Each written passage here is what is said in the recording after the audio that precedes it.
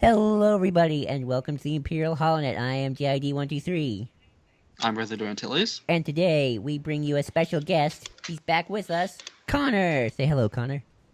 Hey, everyone. Yep, we're back, and we are doing the third of the Nolan Batman trilogy, The Dark Knight Rises. Yep, we finally did it. We finally made it. After a long hiatus, we made it. So I guess we should just give our general impressions of this film, and then we'll start watching it because I feel like this is going to be a very fun commentary. Um, I'll start because I feel like I don't have much to say on it because I have like the most neutral opinion. Um, I will say this though about this film: we wouldn't be here right now if it weren't for this movie, and I say that very literally. Huh? No, I say this because this is the film that got me into watching Captain Logan and Geeky Gentleman. This was actually the first Geeky Gentleman I ever watched. Was Ian's, Bill's, and Mulan's review all the way back in 2012, and I guess it kind of just spiraled into what we have now. So it's one of those little tiny pieces of events that led to a bigger story. So that's one thing I can say about the film. How about let's go with Connor second. You want to give your So, give your impressions? The Dark Knight Rises, I remember this movie very well. This came out in between my junior and senior years of high school, and I spent the entirety of my junior year of high school. When I wasn't in school, I would be on the internet scrounging every corner of cyberspace I could to try to find any news I could on this movie. I was certifiably obsessed with it. It was this thing I kept building up in my head as this thing that would, cure cancer. It was going to be the greatest movie ever made. And then I watched it and I was very disappointed. Mostly because, well, I had it was one of those things where as I was watching it, it dawned on me that it was just a movie. It was a movie that Christopher Nolan wanted to tell. This was around the time I was getting really into comic books, and I had this idea that um, it would just be everything I would want a movie to possibly be. And it didn't strike me that somebody just wanted to tell a story, and this was a story. And it doesn't really take much from comic book. It is very much Christopher Nolan just doing his own thing. And I know I liked it, but I didn't love it. And in a way, I was very disappointed. However, 3 months later, on the very last showing at my local theater, so it was not only the last day, but it was the last showing of the last day. And I watched this with my dad because I fell in love with this movie. This packs a visceral, emotional punch to me that comic book movie has ever been able to do. And while the Winter Soldier, the Dark Knight, the film that precedes this, or something like Days of Future Past or Logan, and say these are better screenplays, I would agree with you. Yeah, on paper they're better stories, but on the film, any superhero film has uh, gone past this. I think this is maybe the pinnacle of superhero filmmaking. This is a craftsmanship wet dream, basically. Okay. Well, Um, so yeah, I love it. It's my personal favorite. It's my personal favorite superhero film. So that's all I'll say. nice, nice. You cut it out. You cut it out just a little bit during, but we got the gist of what you were saying. So, might want to readjust There's your. like one in every 10th word. It was fine. Yeah. Red, your turn. You go last. Okay, this is a movie that I should have. If I was into comics like 2 years earlier, I would have a shitload of anecdotes and crap like that because it was shot in Pittsburgh, and I live in Pittsburgh. I was not a Batman fan at this time. I did not care about comic books. So, yeah, this movie was shot in places that I know personally. And yeah,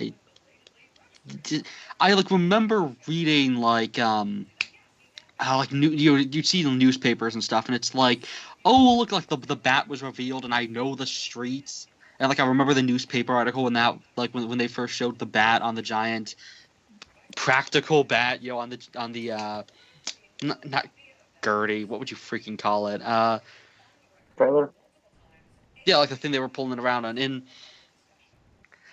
like I remember that stuff. I think it was like a Pirates game that they were showing on TV. They were showing that like one of the buildings had lit up like a bat symbol on the first day of shooting and stuff. That like I have small little memories, but this was 2012 and I wasn't into comics yet, so it's really kind of depressing because it's like, damn it, I had the chance to freaking follow the production really closely of a Batman movie and never did. So that's sad. I find that funny. You weren't into the like comics because I feel like then I was probably more the Batman fan of the three of you at the time because I knew about Batman and I liked Batman a lot. In fact, that's the reason I saw this film. And I knew Batman through the various animated TV shows that were going on at the time because there were a lot, or at least there were growing up. I watched a lot growing up. But yeah. Oh, Red. It's so weird. That was a time before I knew Tim Drake existed. But yeah, with this movie, I don't think I didn't see it until it was out on Blu-ray. In fact, this was one of the first movies I watched on Blu-ray. God, this movie looks fantastic. Well, I wish you could have saw it in theaters. It looked pretty good there too. Ah, yeah, it must have. Well, except for all the theaters that had sound problems, which was unfortunate. Yeah. But yeah, I enjoyed it, and then the more I became more of a comic book fan, I just kind of like once I became a fan of Begins so much, it kind of got dwarfed. Then became more of a Dark Knight fan as well, and it kind of got dwarfed. And then now looking back on it in the past like few years, now that I've reevaluated it a lot and became more of a fan, I don't hate this movie, but I see like a really, really brilliant vision that just has like 10% chopped out, but that 10% is necessary to connect stuff. And it so many good ideas and so many emotional points Nolan wants to hit that he just doesn't get quite there, or it feels like there's something skipped. And we'll get into this with the whole IMAX thing and the runtime being cut. But it's an unfortunate thing because I really want to love this movie, and I don't know if I can love it. I can like it. I don't think I can love it because it still feels like connective tissue is missing, and there's some weird, really problematic stuff with the political commentary, but we'll get into that. It's interesting talking about this film right now. Apart from the fact that as of today, they announced that Josh Whedon might be directing a Batgirl film. But no, not because of that. Just because of all the other DC films that have come out, all the Marvel films that came out. This is when Avengers came out, so there were some game changers here. I will call Avengers a game changer to a certain extent. It certainly was. And we'll get into some other controversial things surrounding this film, like that theater massacre that happened, maybe. Why would we talk about that?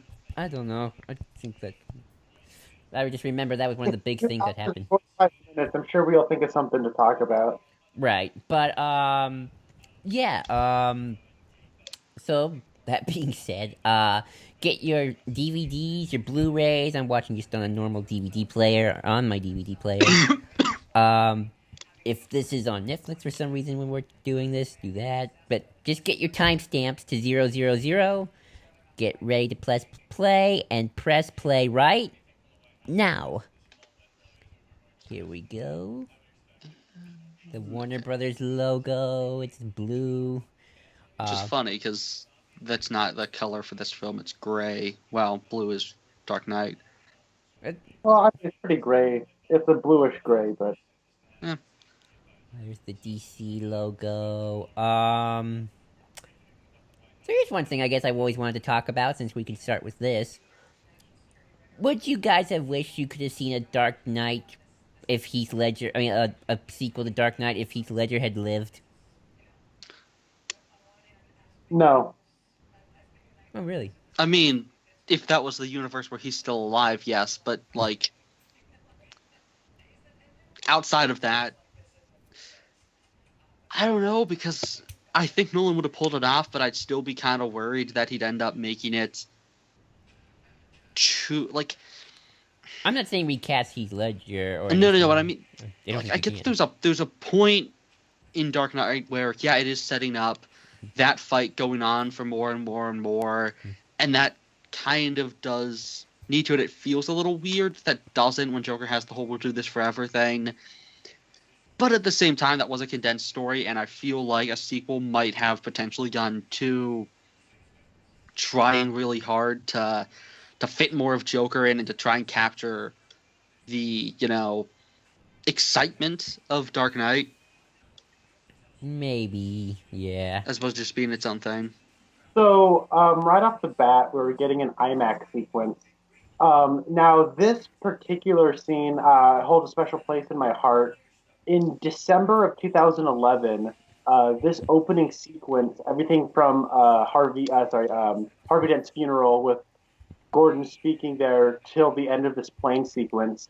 There's going. This was all shown in IMAX, authentic IMAX screens, so very select screens around the country. Before Mission Impossible: Ghost Protocol, that was a Brad Bird film, and the nearest one was in Seattle, which is a 3-hour drive from Portland, Oregon, where I live. And when that happened, my um, now stepdad, at the time he was my mother's boyfriend, he drove us up there to see the Mission Impossible Ghost Protocol. No, yeah, sorry. Oh yeah, Ghost Protocol in theaters, and we saw this, and it's a memory I still have, and I really really enjoyed it. Wasn't there some controversy about some scenes? Like, didn't somebody die or was going close to death? No, a crewman died during the Dark Knight, and here they did a lot of this practical with the dangling on the plane and stuff like that. I'm kind of morally opposed to that, especially when a crewman did die during the filming of Dark Knight, and you're doing an even more extreme stunt. If people legitimately can die because of your movie so you can do practical effects, I think you're in the wrong if you try and do that. Or at least, like, if there's a really strong chance. Because just, I don't know, I feel like they went too far to get the shot here. Yeah. I don't see what the problem is. If somebody's going to consent to do it, then they consented. As far as I'm concerned, like somebody injured themselves in this, but that had more to do with their parachute, not malfunction. It malfunctioned, and they injured their leg, I want to say. But if somebody dies, if a stuntman dies, that is tragic and it's very sad. But wouldn't put the blame on the filmmakers. It's a risk they know that is possible when they sign up for it. I actually heard of a story involving a stuntman for the Indiana Jones show at Disney World, of all places, who died during rehearsal of that show. It's the stunt show where they show the stuntman for Harrison Ford, quote unquote stuntman, because it's not really his stunt double. And he does all the little tricks and performances of an Indiana Jones movie. That's a little fun tidbit tragic but fun tidbit I had. It's not really No, yeah, it fun. happens all the time. The man who plays, who's referred to as CIA here, I want to say this is Aidan Gillen. I think he's on Game of Thrones. I don't watch that show, but I know him from my one of my favorite films ever made, Sing Street. It only just came out last year. He plays the father on that, and he's kind of a character actor. He always pops up here and there in movies I like. I think he's a lot of fun here. Right off the bat, this movie's a lot more over the top, a little bit goofier, and a little bit more comic booky. It's more of like a James Bond movie or a Hollywood epic in the vein of Ben Hur or Ten Commandments, but kind of in a modern superhero context. And this IMAX format, I think, is a magnificent way. I mean, just look at the landscape shots here; they're gorgeous and magnificent. Excellent cinematography here from Wally Pfister, who got robbed of a Best Cinematography nomination for this film. I think it's even better than his work in Dark Knight. I think it's better than his work in Inception. He actually won the award for Best Cinematography in Inception. So great, great stuff here. Yeah, this is probably the best shot of the trilogy. I guess we should talk about the Bane voice. I don't hate it, but I kind of prefer the one from the original IMAX trailer. I strangely don't remember any of the Bane voices except the ones that I always hear as jokes, so I don't remember that one. But yeah, but the Bane voice, it has given us many laughs. You know, I like, don't 'cause mind it. just I like it. I think it's really cool, especially the just upbeat, joyful sound of it. But I really like the fact that you can hear a little bit more of Tom Hardy's voice in the original scene. I always wondered how much into production was it till they changed it? Like, was that always going to be the case, or was it they shot the stuff and then they were like, okay, let's do that. Like, I mean, was it always the intent to change it in post? I'm not sure. Nolan is very tight-lipped about production. He doesn't ever do commentaries. I think the only commentary he's ever done was for the Criterion release of his independent film Following, which acts more of a guide on how to make an independent film on a shoestring budget than an actual commentary of the film. But I don't think we'll ever know. That's the case with a lot of Nolan stuff. Um, I, what is Bane's ethnicity in this film? I'm just curious. I don't think it's ever disclosed. I know Tom Hardy said that he factored in a bit of a Jamaican accent, apparently. That gets a little muffled, but apparently he did intentionally add in something that's likely referencing the fact that Bane is, his mother in the comics is Hispanic. Okay, like I don't know if we could get into a discussion if Bane's been whitewashed in this Nolanized universe. Well, the thing is he's played by a British actor. Bane's father has always been, well, not always, but is since the 90s. Well, he was great in the 90s. Well, when was it? Whenever it was pretty early on that he was made that his father was the character King Snake, who is British. So it's always been there for a long time. Okay. I want to say Tom Hardy, when making the voice, he also had said that there's like a gypsy boxing king somewhere in Europe. I don't know which country it is, but there's video of the man talking, and from what I can remember, it didn't really sound anything like him. But it's interesting that he actually met with the man and like lived with him for a little while, try to get the voice down, incorporate some of the voice.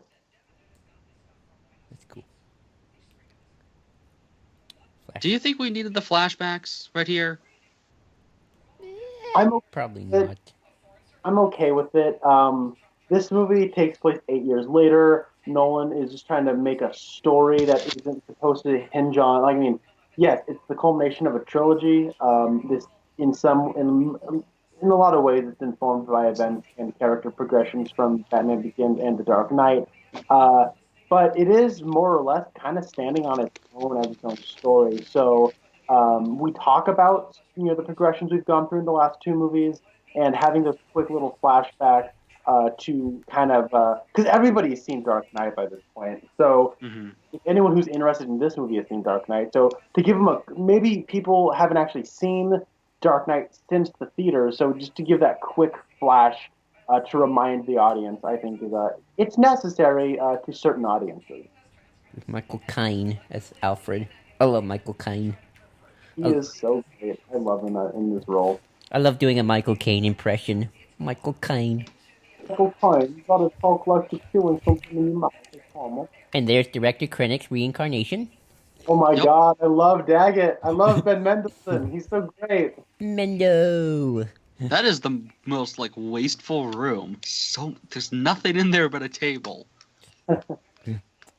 Um, Christopher Nolan has talked about he wanted to make a Howard Hughes film, a movie about the life of Howard Hughes. However, in 2004, I want to say, is when Martin Scorsese made The Aviator, which was about Howard Hughes and starred Leonardo DiCaprio and Kate Blanchett.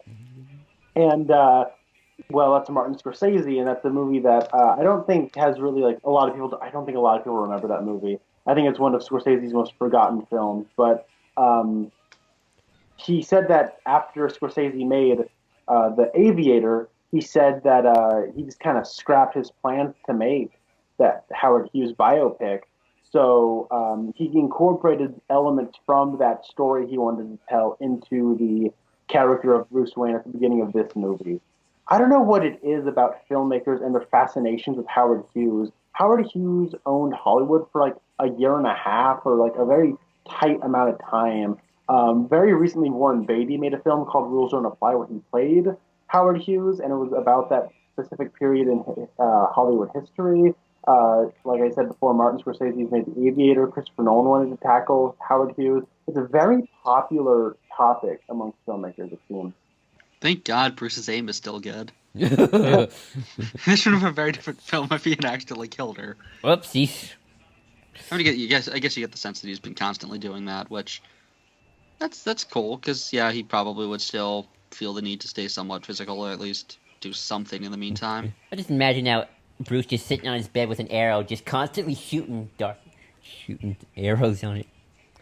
Well, I think Arrow had started by this point. Maybe he's watching that show and saying, "I can do it better." It starts in a year, so he's auditioning for the role. Yeah. I love canes. All the people who hold canes, they look so sophisticated. Not Ben Affleck. What the hell am I saying? Christian Bale would make a good Shade in like 10 years.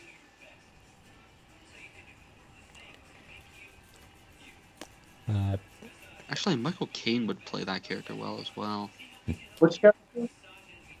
Huh? Which character? The Shade from the Starman comics. Okay. There goes Anne Hathaway. This was the first time I'd really seen Anne Hathaway in a movie. Now, like I'd always been aware of her. When I was a kid, she was in the Princess Diary movies, and that's always kind of been a thing people have noticed, or like people have talked about when I was young. I know she was in Les Mis later in 2012, but when I heard Anne Hathaway, I hadn't really seen her in anything, and she always reminded me of my aunt. So I don't really see Anne Hathaway as like sexy cat burglar, but I was very impressed by her performance here. She's a lot of fun. Oh yeah. Considering Catwoman's character, I've not cared for traditionally. Yeah, I honestly kind of dislike the character strongly in the comics. So the fact that they made me not hate a version of Catwoman is actually a really big compliment to this movie. And what's also cool is it plays a lot. It's not really a femme fatale sort of archetype. It is more of a James Bond villainous type. And I think Nolan, he's an Englishman. He's had a long history of being a fan of James Bond. He's wanted to direct James Bond film in the past. The last act of Inception is a huge nod to On Her Majesty's Secret Service, and I think the Catwoman character is kind of a callback to those archetypes of like the villainous in the James Bond movies who get swayed to the good side. Here's Joseph Gordon-Levitt. I don't remember what I saw him in before this movie. Inception. Maybe that's why. No, I think I used to watch Third Rock from the Sun before The Dark Knight Rises, but I don't remember. For some reason, I always used to get him and Shia LaBeouf mixed up. Weird.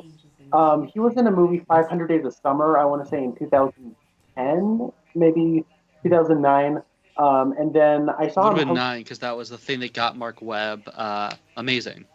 Okay. Yeah, so he was in, that was 2009. And then he hosted SNL, and I was like, oh, this guy's really cool. And then, like, a week later, I watched Inception, and I was like, this guy is very impressive. He kind of blew me away. And ever since then, I've been a pretty big fan of Joseph Gordon-Levitt. I think he's a decent director. He made the film Don John. He actually wrote and directed that movie. The screenplay was a little on the weaker side. But I know people seem to not like him recently. They say they've burnt out on him. They're tired of him. They want the new best thing. But no, I've always kind of been impressed by him as an actor. I think he's a great entertainer. He's very charismatic and charming. I like the guy a lot. Angels in the Outfield, that's another thing he was in. Oh, yeah, he's in that. My mom told me.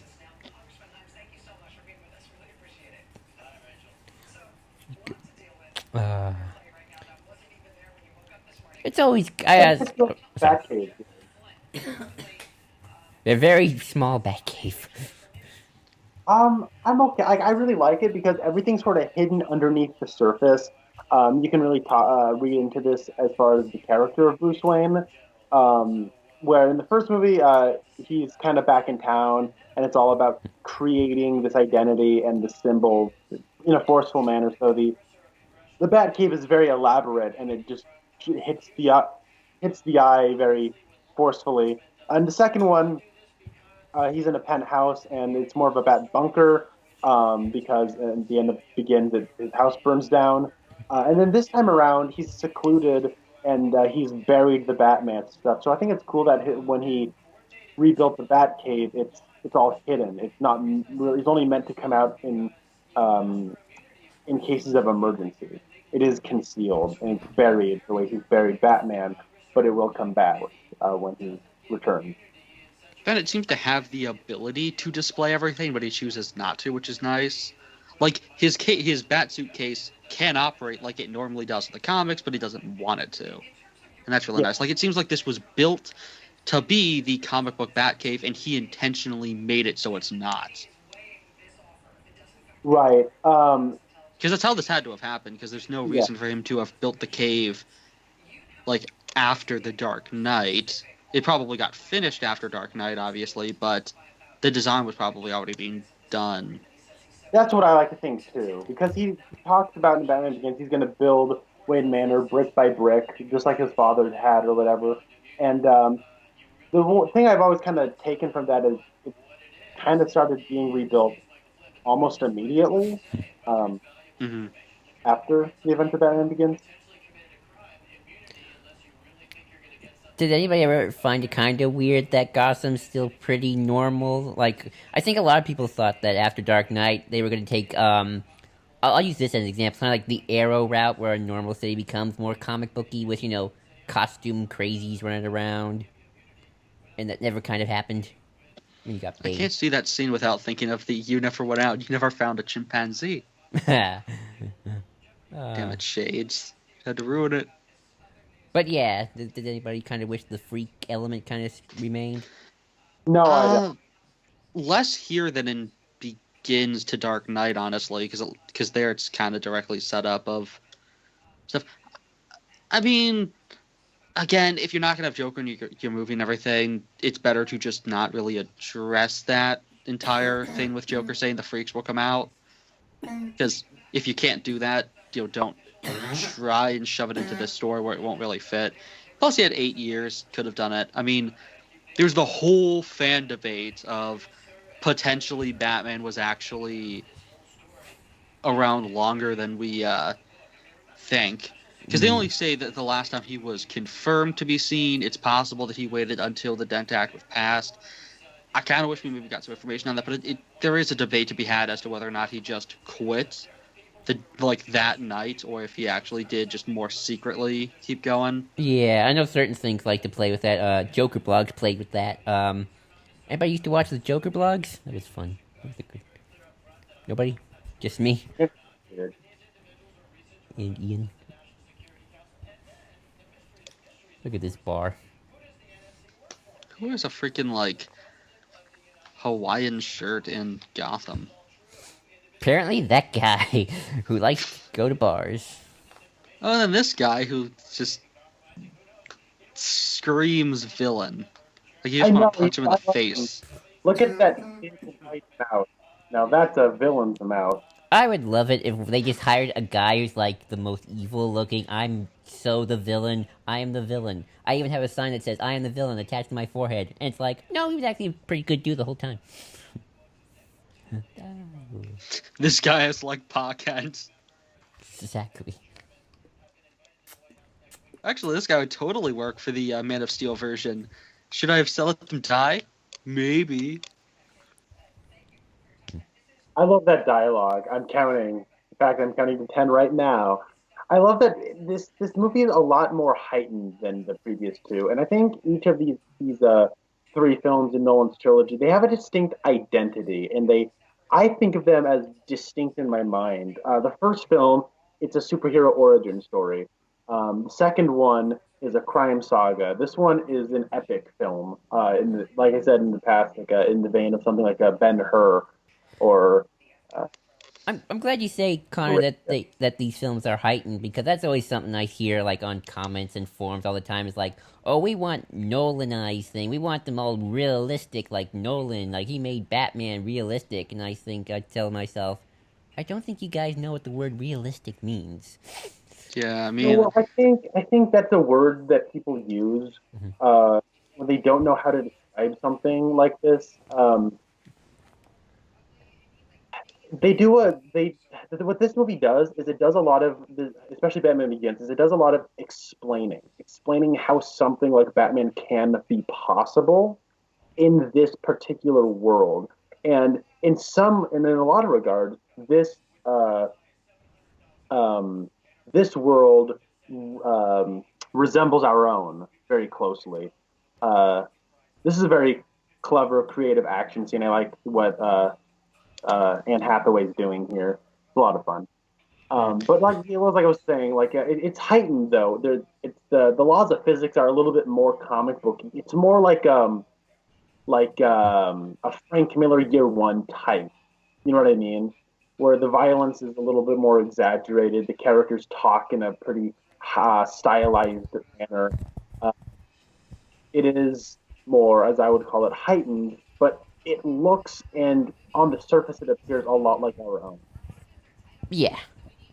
I think Cap put it best. I was watching his rewind for this today, and he said it's not about realism; it's about believability, and that's, I think, a much better term for this film. Right. Yeah.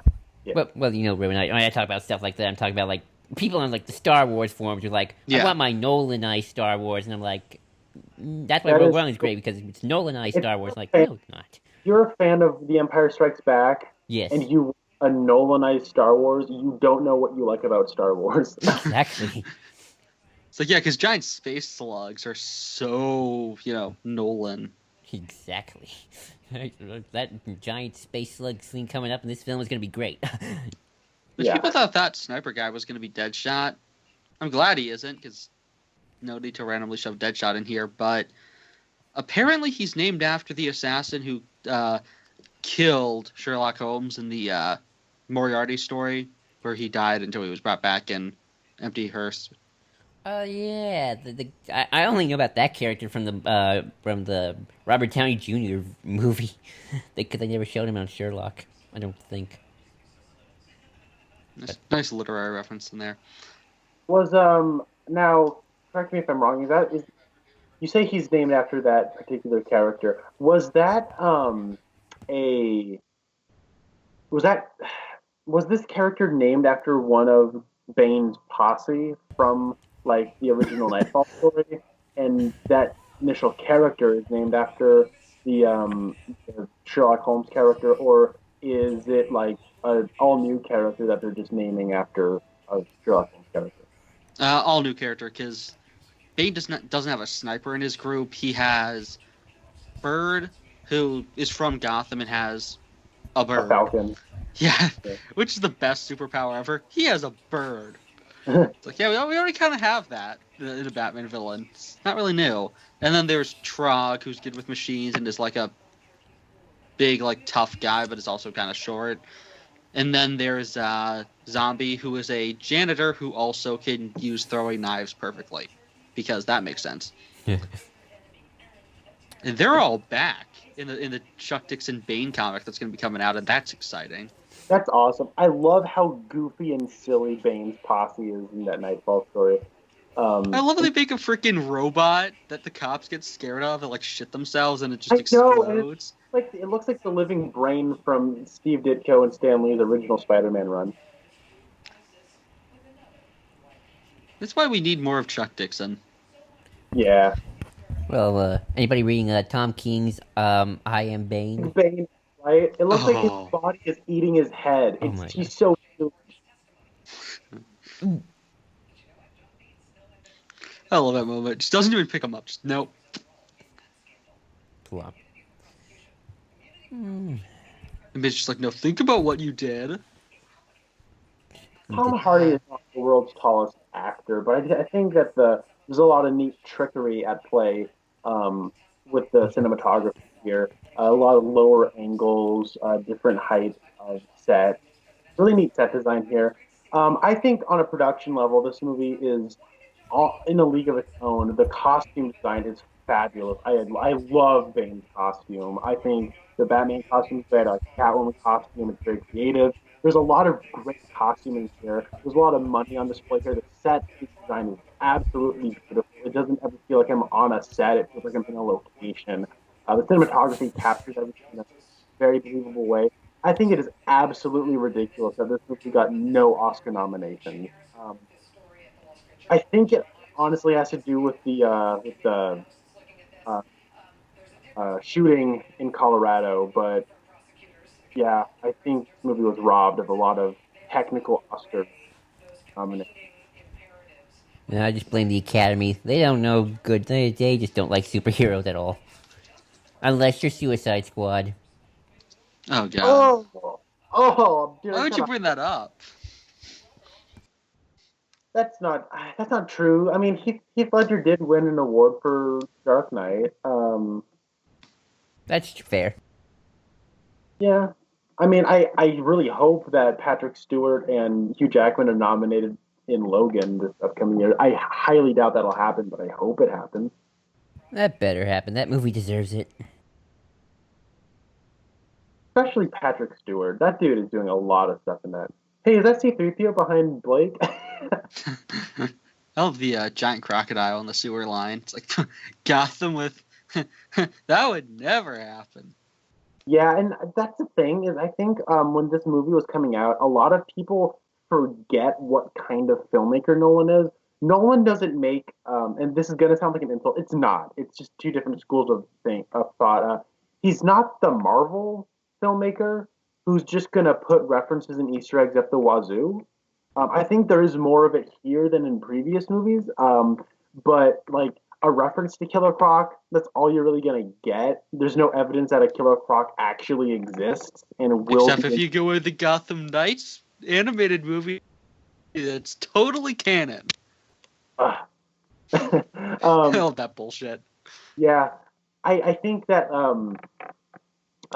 Nolan, he's just ultimately telling his own story here, and I think a lot of people project their own hopes and desires onto this movie, and they wanted just everything to be in here. Oh, Deadshot's going to be in here. Oh, Deathstroke's here. Oh my God, Killer Croc's going to be in there too. Hey, you know what? Why not Ventriloquist? Let's shove him in there too. I want to see Ventriloquist in the movie.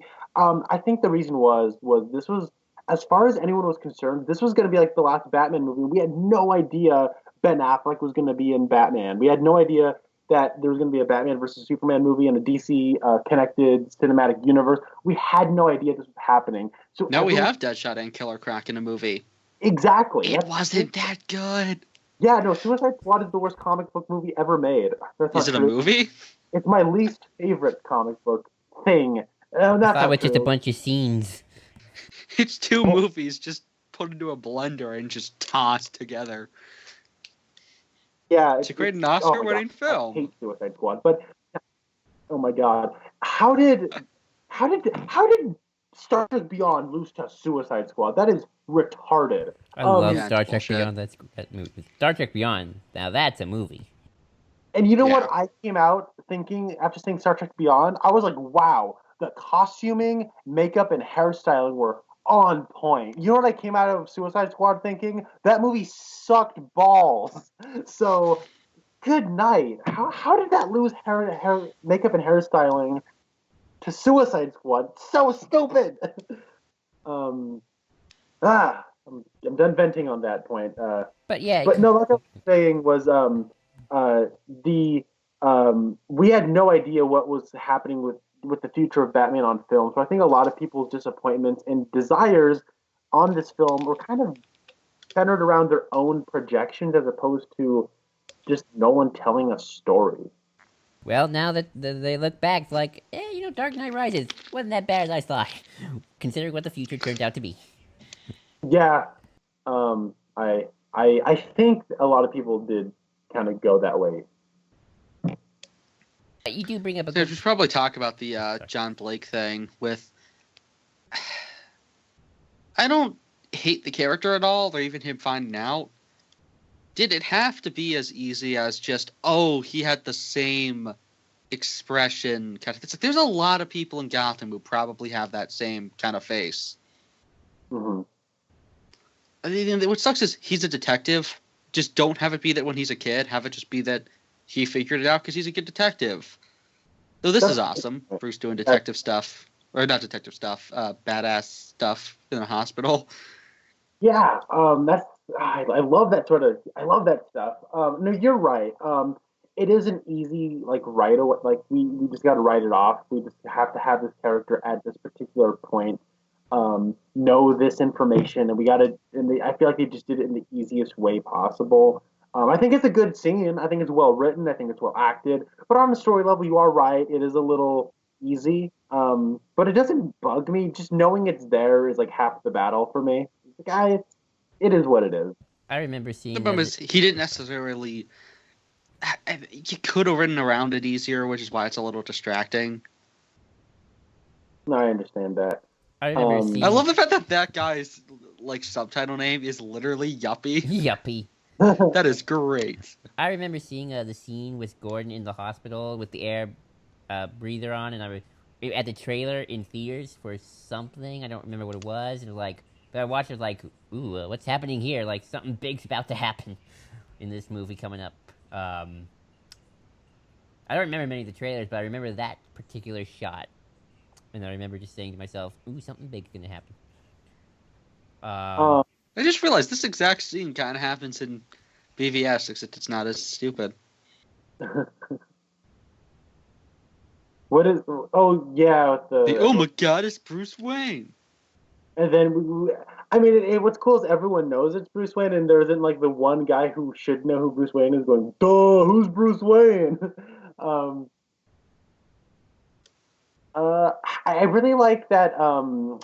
That his mother's pearls drag him out of retirement, or they drag him out of the house at the very least, and they're sort of a catalyst for him getting back into the game.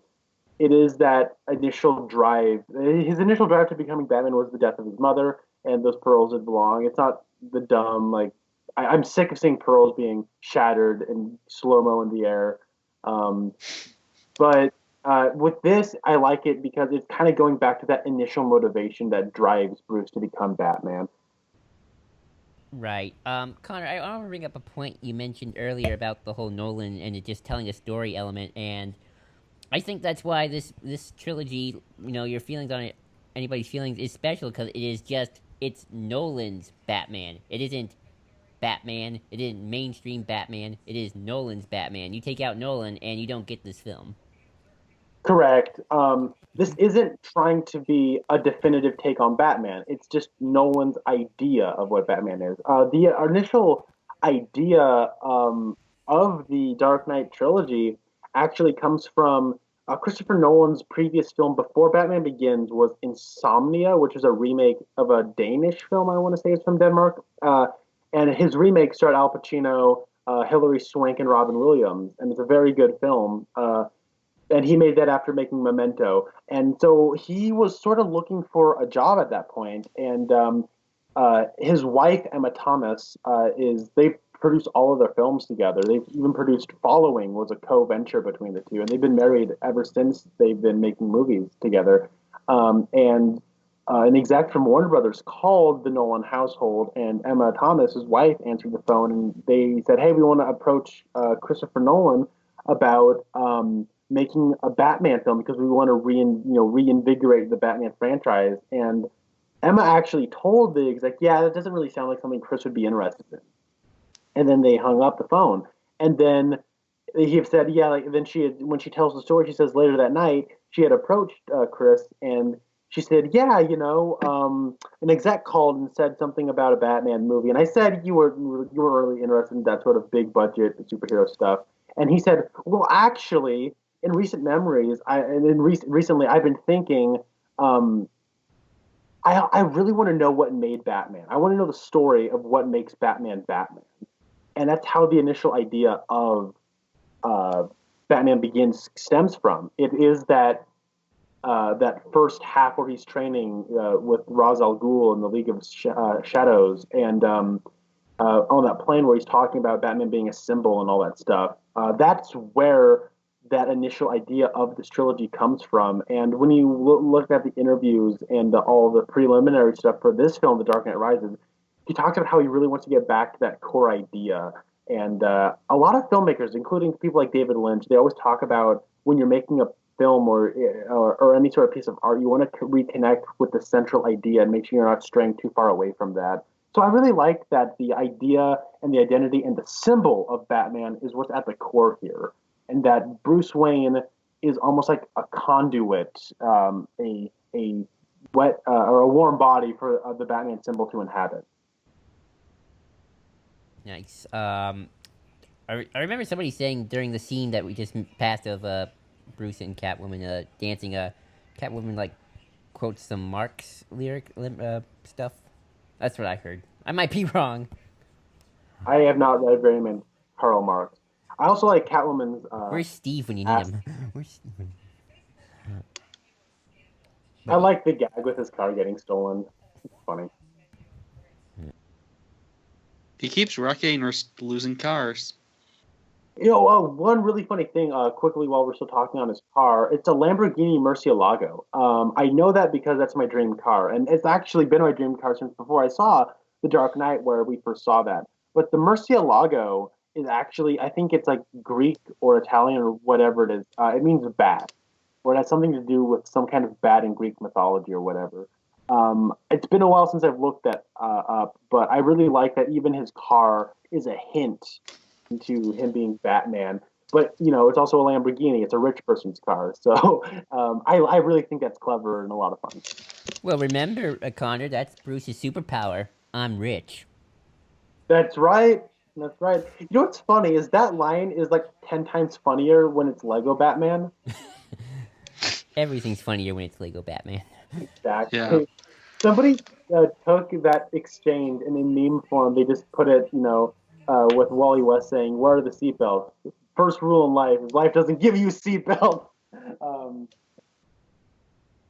Lego Batman. He makes Batman that much funnier in the pop culture. I love Morgan Freeman. Murcielago is the Spanish word for bat, apparently.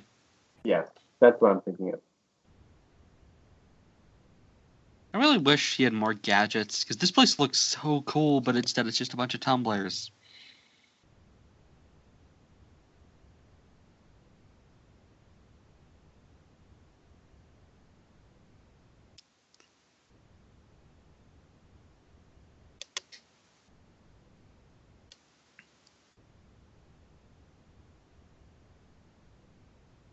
I really like the chemistry between Christian Bale and Morgan Freeman.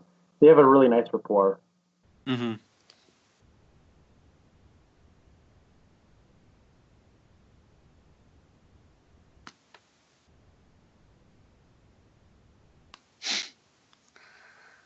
I really like the bat.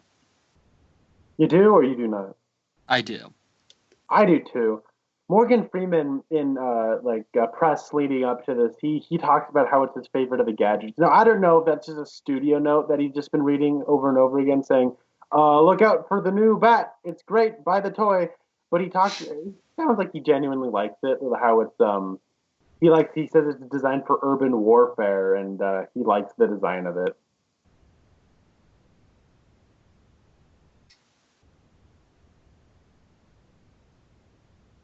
And so the knee brace.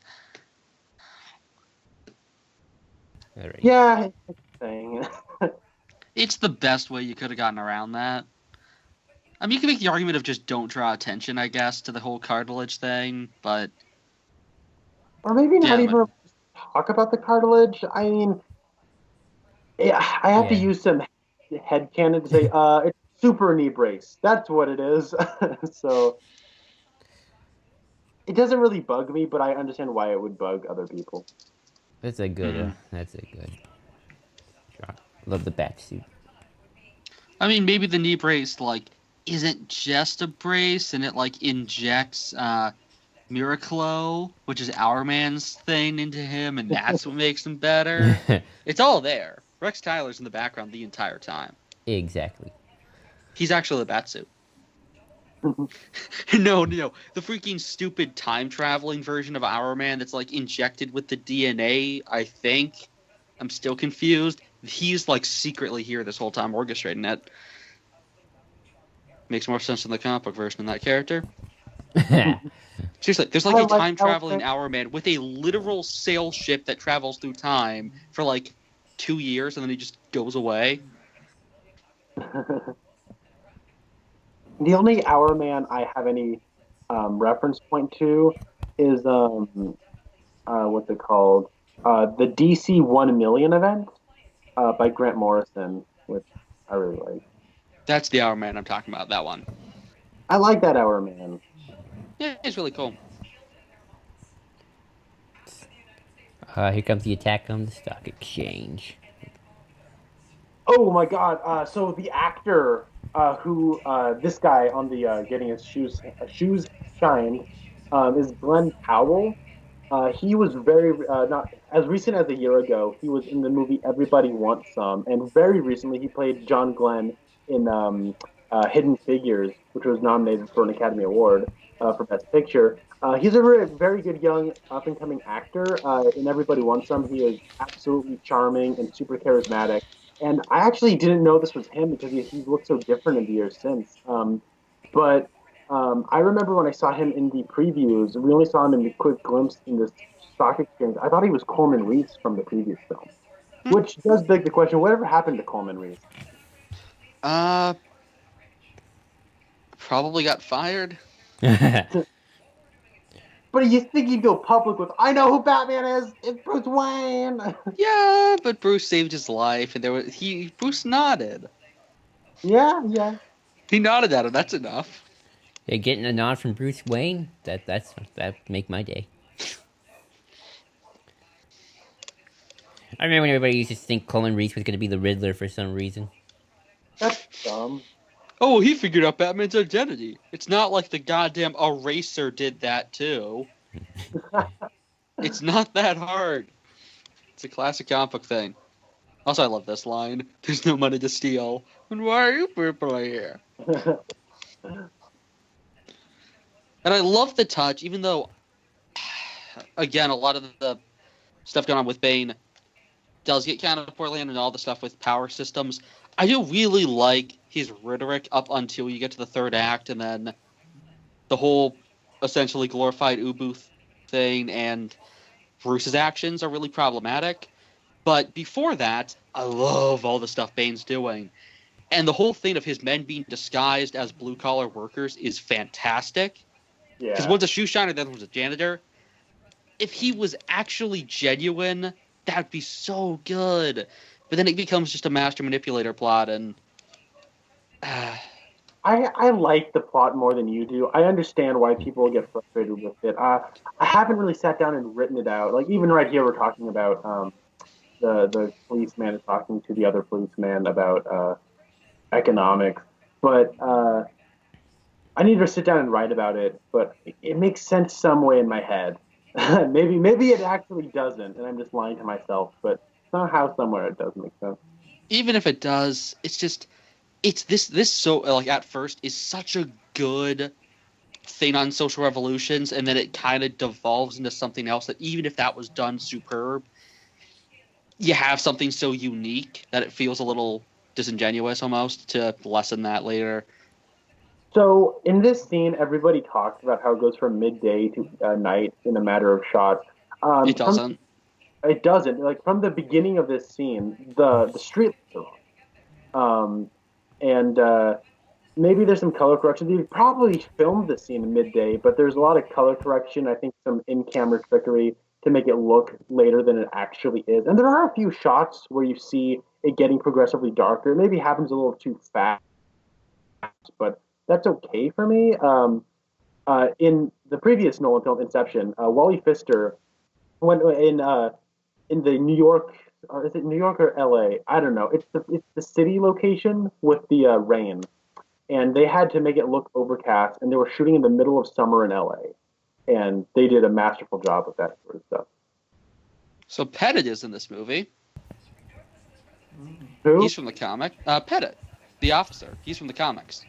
Oh, cool. Oh, He's the guy from No Man's Land with the mustache, who's kind of like Gordon's antithesis. He teams up with Huntress. He's like a former soldier, and he's like really like grisly and does some effed up stuff, and kind of is really authoritarian. And he's not in it for the glory. He doesn't even really. He stops being a cop and starts his own little vigilante group. Oh yeah, I remember what happened to him at the end of No Man's Land, from what I've heard. Yeah, Joker dresses up a bunch of his people as the Joker, and he shoots them, including his best friend, and it's really sad. And he just kind of goes crazy, and Huntress has to put him down. Also, Daggett needs I a don't. cape. Just saying, he needs a cape. Yeah, and maybe make it white. Yeah. That'd be Yeah. I do love that we have a shot of him drinking. It's like, hey, I can just imagine Coruscant in the background. Krennic and Daggett, they love their scene booze. is I like the Dark Knight Returns reference, but it's weird just because to these cops, Batman murdered Harvey Dent. So it's a little weird that he's like, oh, you're in for a show tonight. The guy who murdered our heroes here. Although I do remember kind of applauding when I just got to see Batman in the Batsuit, because that was the first Nolan Batman film I think I saw. I kind of went backwards too. Oh, that gadget is so cool. So it was just kind of nice to see. Yeah, that's Batman. I do like the sorry thing, because at least it's not like in Dark Knight Returns where he just like brutalizes a freaking poor guy in front of the cop, and he's just. Though I mean, obviously that scene's more poignant and fantastic, and I love it. But I'm glad in this movie Batman does not torture a guy and go, he's young, he'll walk again, but he'll say scared, won't you? That wouldn't fit this Batman. Nope. This is Matthew Modine as the I guess. Oh yeah, you robbed that safe. Yeah.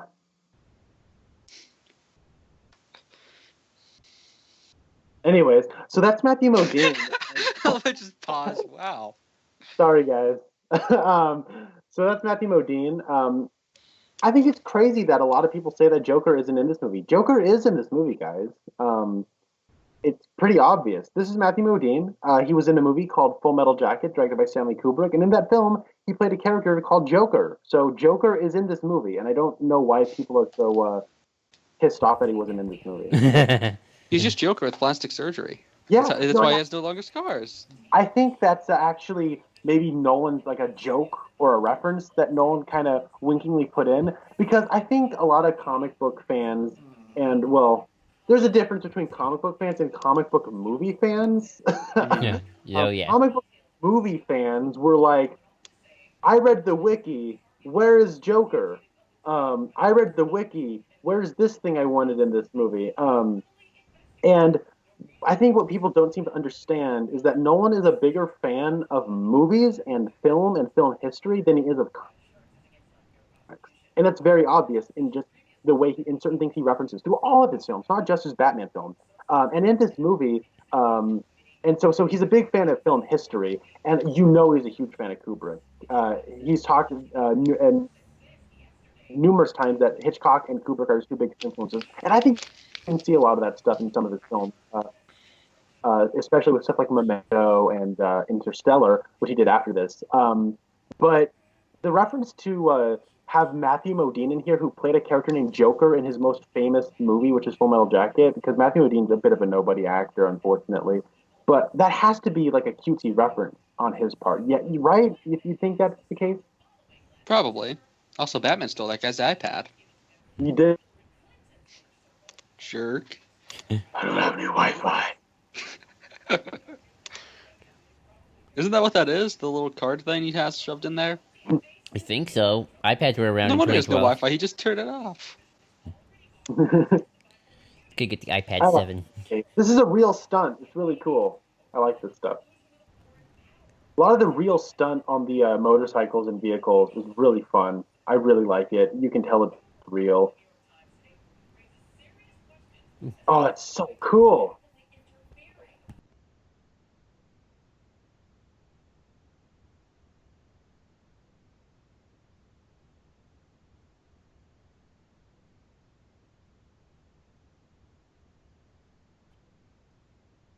Dumb as he dresses. He's wearing bulletproof armor? It's not really dumb. I guess the ears, but I love the wheel thing's the coolest. It's so cool. I love the shots of like the seas of cop cars. $50 million at the time of its. It's kind of famous and it's so beautiful. He makes this making an epic movie, and he's just going. Is it a little ridiculous that they're using this much? Oh, yes, it is, but it works within the context of this movie. The shot of the hat falling off of that police officer was used in every single commercial and TV spot, it seems. I feel like that's just a trope in general in some cases. There's always a hat that But, has to fall down. like, it was really funny because the posters would say, like, a fire will rise, a legend will end, or whatever. And there was one that said, hats will be flown off, and it's still in the hat falling off. I love the parody things follow the images with the rain. It's like Alfred's the only one who brought an umbrella. Careful what you wish for, because you might be killed by your own, beloved weapon. This is one of my favorite Yep. lines of dialogue where he's like, "You're dumb. No one's ever, you're a dumb expletive," and he says, "No one's ever called me dumb before." And he says, "You're dumb." That's what critics should have said at the end of Rogue One. You're dumb. He just calls Yeah. Jin a dumb bitch. It's like, Yeah. wow, that's just hurtful. Yeah, no, it would have been hilarious. Like, you can replace Daggett with Krennic, and you'd get like it'd be just as awesome in both of these movies, I think. It's like the same character, really. That's why in my Batman- head canon, Dagger's You know just what? Krennic. Krennic needed an ascot. That's my one thing now. Yeah, yeah. Maybe he wears Mendo it. looks great with an ascot. He's Maybe. so douchey. Like, I just look at know. the talks. I love it. Ben Mendelsohn is one of the such a great character actor, and does this sort of work. Oh my God, the stunt work is so good here. Like, they're actually on a building doing this. It's so good. I don't get why he has to explain this with forced exposition. Like, just know that thing that you want. Yes, here's the wiki article on it, essentially.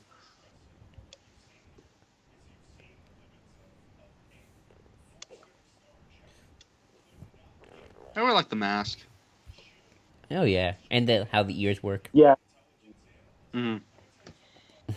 So the line that I got earlier where Krennic's where it says, "Let's get some girls in here." That is a thing me and my brother say all the time.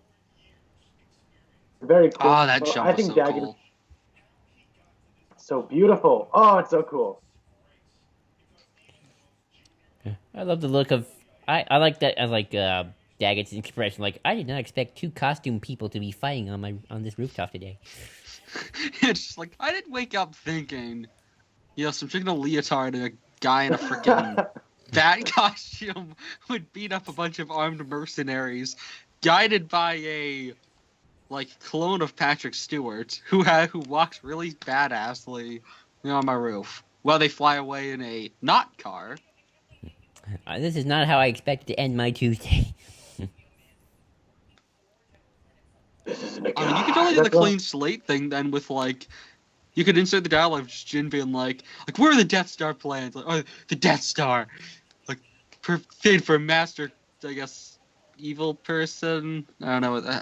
Wait, no, because it would be the wrong. What you imagine him talking about the Death Star there? No, Somebody needs to just edit this film with Krennic. it'd work. Well, that's why that's why my headcanon is Dagger's just Krennic reincarnated. Because remember, Star Wars takes place a long time ago. It could be that he survived. Maybe the Death Star blast sent him back in time. No, it'll be into the future. Because Star Wars is a long time ago. Oh yeah, no, it sent him back in time, and then the Celestials sent him to the future because they like pissing me off. Or in every incarnation, he just plays a douche character who wants to get a promotion. Maybe Mendo just is really good at playing a douche. Maybe that's the case. Dealing with masked men who are gonna kill him. Who had a mask? Oh yeah, So I this was like, line, Jin had a mask. Well, so this where he's like, so that's what that feels like. I like to think that James Mangold and Hugh Jackman were thinking of this when they made Logan.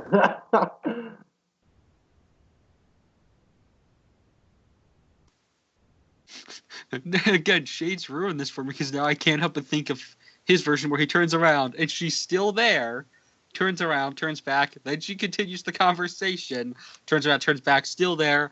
Turns around, turns back. Then she's all of a sudden a dancing version of Batman Beyond. That's... Damn it, Kirk. Which also... Do those things need to, like, retract and then come back up? Like, why aren't they just there at all times? I don't know, it seems a little weird. Because it's cool. I love seeing him without the mask. It's so great. It's sort of like the, I don't know, it kind of harkens back to sort of the ninja element and the kung fu filmmaking. I think of more of the animated series where sometimes Bruce doesn't have the mask on, but he has just the costume. It's definitely that. Strangely, I'm thinking Power Rangers right now, because when they take off the masks, it's like a big deal in season 2, I think. Yeah, I don't know how I got from Batman to Power Rangers. Do you guys want to talk about the IMAX integration now?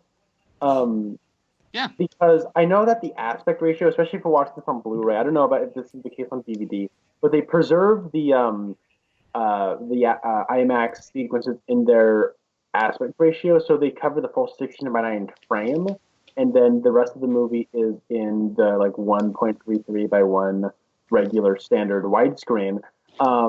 I really like. I'm okay with it. I understand why people have issues with the format change of the aspect ratio. It doesn't bug me.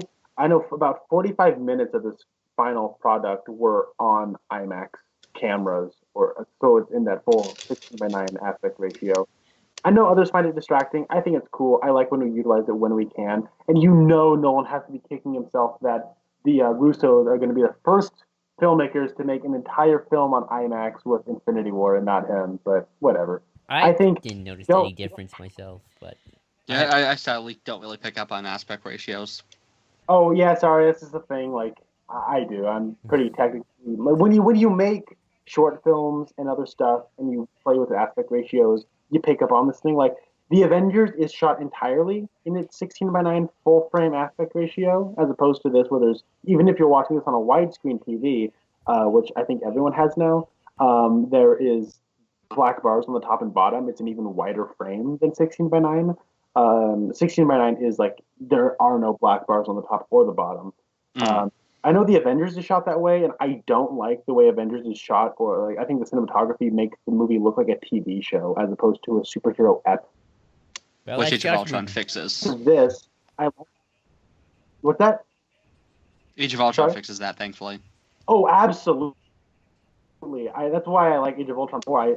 Right off the bat, I'll say, well, somewhere in 3 years, Joss Whedon learned how to make his movies look like a movie. But in the case of like this, the sporadic and in the big scenes, the big action, get the full frame, it makes those moments of just talking heads of Bruce and Alfred talking to each other in that full frame, which does diminish the effect of the full frame.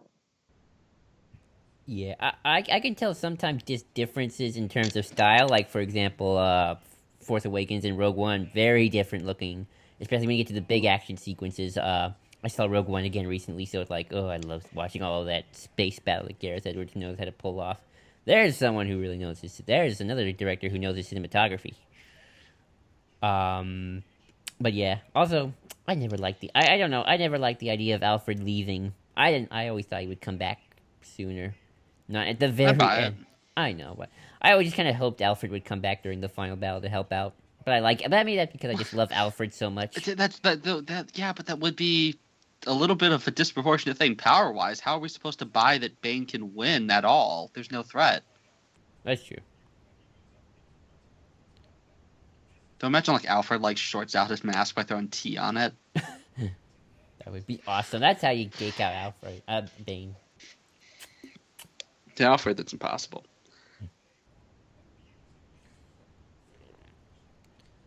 I love Morgan Freeman. They used Daggett, but did he have to be called John? I know Cap has beaten this into the ground. Should have just went with Roland. But who cares? Sorry, There's already a guy named John, and Roland is a cool-ass name. That's kind of thing that, like, I get, like, why it bugs people, but if you're gonna laud that at this movie as a legitimate criticism, I'm gonna get peeved because I it's don't not. think anyone has lobbed it as a legitimate criticism. It's just You would be why? surprised though. Like Really? I've met people who are like, Ultron isn't like the way he is in the comics in Age of Ultron, so I don't like that character. But it's still a No, I pretty. mean about Daggett. Like the name people criticize, like legitimately. Oh yeah, I've heard people say, well, that's not his name in the comics. Well, it's not the same character. Yeah, Well, he's but not in the comics, I guess, but yeah, like in the show. I mean, he's in like 2 episodes. yeah, but that's the thing. Nobody knows. Like that's the thing. That's the difference between a comic book fan and a comic book movie fan. Comic book movie fans think he's in the comics because they saw him in the animated series. You know what I mean? Like they don't actually read Mm-hmm. the comics. They watch the shows and think they know the comics. Oh, it's like the people who think that Rupert Thorne is a mob boss. Exactly. He's just in the animated series. Yeah, it's like, no, in the comics, he's a congressman or a councilman. He's like a politician, but nope, no one. Or people who think that I didn't know Mayor that. Hill is a good guy. I didn't know that actually. It's like Mayor Hill's horrible. I just learned The something. guy's today. the most corrupt person ever. He freaking tries to get like Gordon assassinated, Well, I just learned but everyone something thinks today. he's this nice, kind guy. Yeah, you know what? Like it's the same thing where people are like, oh yeah, Maria Hill. That's Robin Scherbatsky from How I Met Your Mother. No, in the comics, she is a morally bankrupt scumbag. With dumb hair. Yeah, stupid hair. The hair is the worst part of that character. That's saying something. It is saying something. Also, I love the help the town and make it a better place machine. I love that. I really like this. Love that name. What I like is all through dialogue and I think clever reveals throughout the script is we find out that I remember before this movie came out, I'm like, so Batman and Bruce Wayne just kind of disappeared at the same time. How did nobody draw that connection? Well, he didn't. Batman disappeared, and then he tried to be Bruce Wayne, and when that failed, he didn't know what to do, so he just locked himself in a mansion. And I think that's clever. I like that, and the way it's revealed through dialogue, I think, is good. There's that congressman who's always in Batman movies. I understand. We have a non-board yeah. member here. We're seeing a deleted scene from episode 4 where Let's get some girls in here. You can actually see his death troopers outside by the door. exactly. My death troopers will escort Mr. Wayne outside the building. You can just see It's Tarkin. like, you sure you're not the bad guy? What? You can see Tarkin Death giving. troopers. You can- Shut up. You can see Tarkin Like it's giving it's him perfectly the eye, fine. and Tarkin's I giving love- him the eye the whole time. It's great. A lot of this opening act is just Bruce Wayne getting kicked in the nuts repeatedly. It's like they take away all his money, they turn off his power, they tow his car. Like it's just, I mean, it verges on comedy, but I think it's all fun in a sad way. And he shut up here. We're not brought here to grovel, Director Krennic. But it was Seriously, Tarkin. this scene is It was- just the scene. No, it's Krennic. Yeah, because he's Vader, he's Krennic. I know. I'm saying no. That's what Crank said. It was going to Tarkin who suggested the test. He's blaming Tarkin for all this. Or is Bruce Tarkin in this situation? Do not choke on your aspirations, Daggett. But she breaks his neck, so it kind of works. Well, actually, I love there was that a he deleted just scene. puts his hand on his shoulder. It looks so like, if you take away the sound, it's like kind of hilarious. Because he's just petting this guy.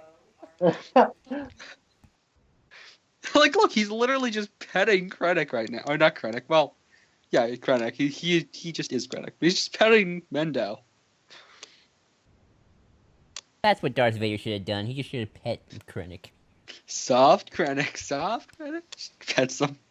So Unnecessary evil. Ooh. Slowest neck snap ever. Ugh, neck snaps always freak me out, though.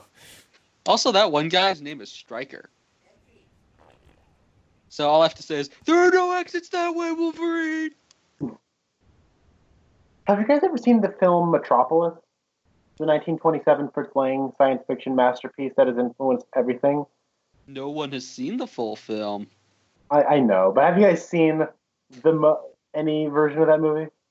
Unfortunately not. No, but it sounds awesome. Yeah, I love that movie. It's like a top 10 movie to be sure, all time. It's so great. But there's a character just known as the Thin Man, and Daggett's like thin mouth uh, assistant whose face just screams bad guy. That guy is that guy should play the Thin Man if they ever remake Metropolis, which they shouldn't. But Don't even say that because you know they will.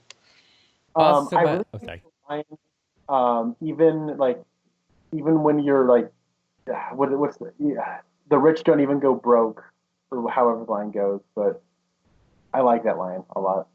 As Mhm. I've gotten older, I've seen the relevance of it more and more.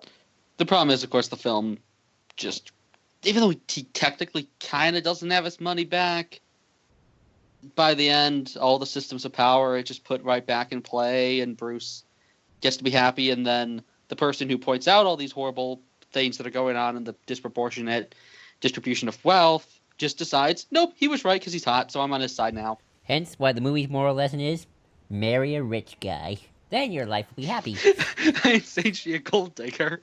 Exactly. By the way, this was actually the first time I've ever realized Selena Kyle's lady friend, um, whose name But I you don't know. never. Oh yeah, whose name is Jen, even though she should just be Holly.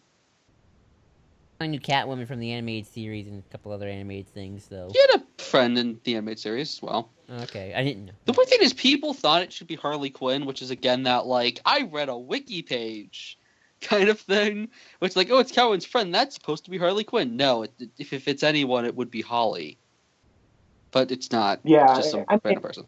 the inner comic book geek in me wants it to be, but her name could be anything. It doesn't really change anything. That and does Um, anyone actually care about Holly Robinson? no, nobody does. This is actually, yep. Except Tom King used the character perfectly. This is also the Because first he's time I've Tom King and everything is perfect when he uses it. be praised. Also, this was the first time I actually found out about Talia too. Didn't know she existed until this movie. I'm thinking about like this viewing, and I'm just like, wait, you didn't realize she was Talia? Well, no, I mean, But serious? no, I mean, I didn't know that character existed. I thought you watched TS. Yeah, but I don't remember every episode. I wish that picture of Rachel was a different actress. Oh, you just say that Let's because say that Captain now said it. Yeah, I know, but it'd be hysterical. I can't unsee it. It'd be amazing if there's just a third actress there. Imagine if these films went on forever, and it's just like you get a different person every. Every film, it's a new one. Then they do a flashback to the events of Begins, but it's a different one. Yeah. Oh no, it's the same person, but when Bruce is Katie, thinking about it, wow, like wow, you look really different back then. And dramatic kissing. I don't think I actually watched the Talia episodes in and then TAS, but What were you saying? I don't think I remember watching the Talia episodes in the animated series, or if I did, I don't remember. I mean, I was like 5. I forgot a lot about that stuff. Which I love Shades' defense of Bruce trusting her. Well, she was the first person he slept with. It's like, wow, that's actually correct. no. Like, yeah, that's what I just said. Like, it's been 8 years. Let's give him some leeway here. Well, no, not even 8, because the Rachel was no, so yeah, his whole life, it seems. Yeah, I probably would. Which is really funny for Bruce Wayne. Yeah. But what about like the ballet dancers and all that sort of stuff, right? They were Alfreds. Yeah. I mean, before he jumped ship, he had to get some. I mean, come on. No, he just walks in on Alfred. He's just like, you know what? I'm not even gonna Hey, ask. still getting it done at 68, huh? Master Wayne. Yeah, you know, the I'm worst Austin part. Powers' daddy, you know. The worst part would have been if he's like, "You want to join?" Oh, That's it. Bruce just leaves. He just jumps over ship. Oh my god, that shot is cool. That's literally just a shot of Pittsburgh, though. Like, I'm like, I've been on that bridge. I That's how know you do those IMAX. buildings. I'm pretty sure that's the Roberto Clemente Bridge. That or the Warhol.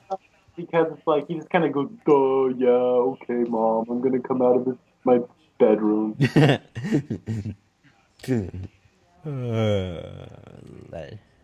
do find it interesting that we found a way to get Bruce to be with Talia for a movie, even though she's just pure evil in this.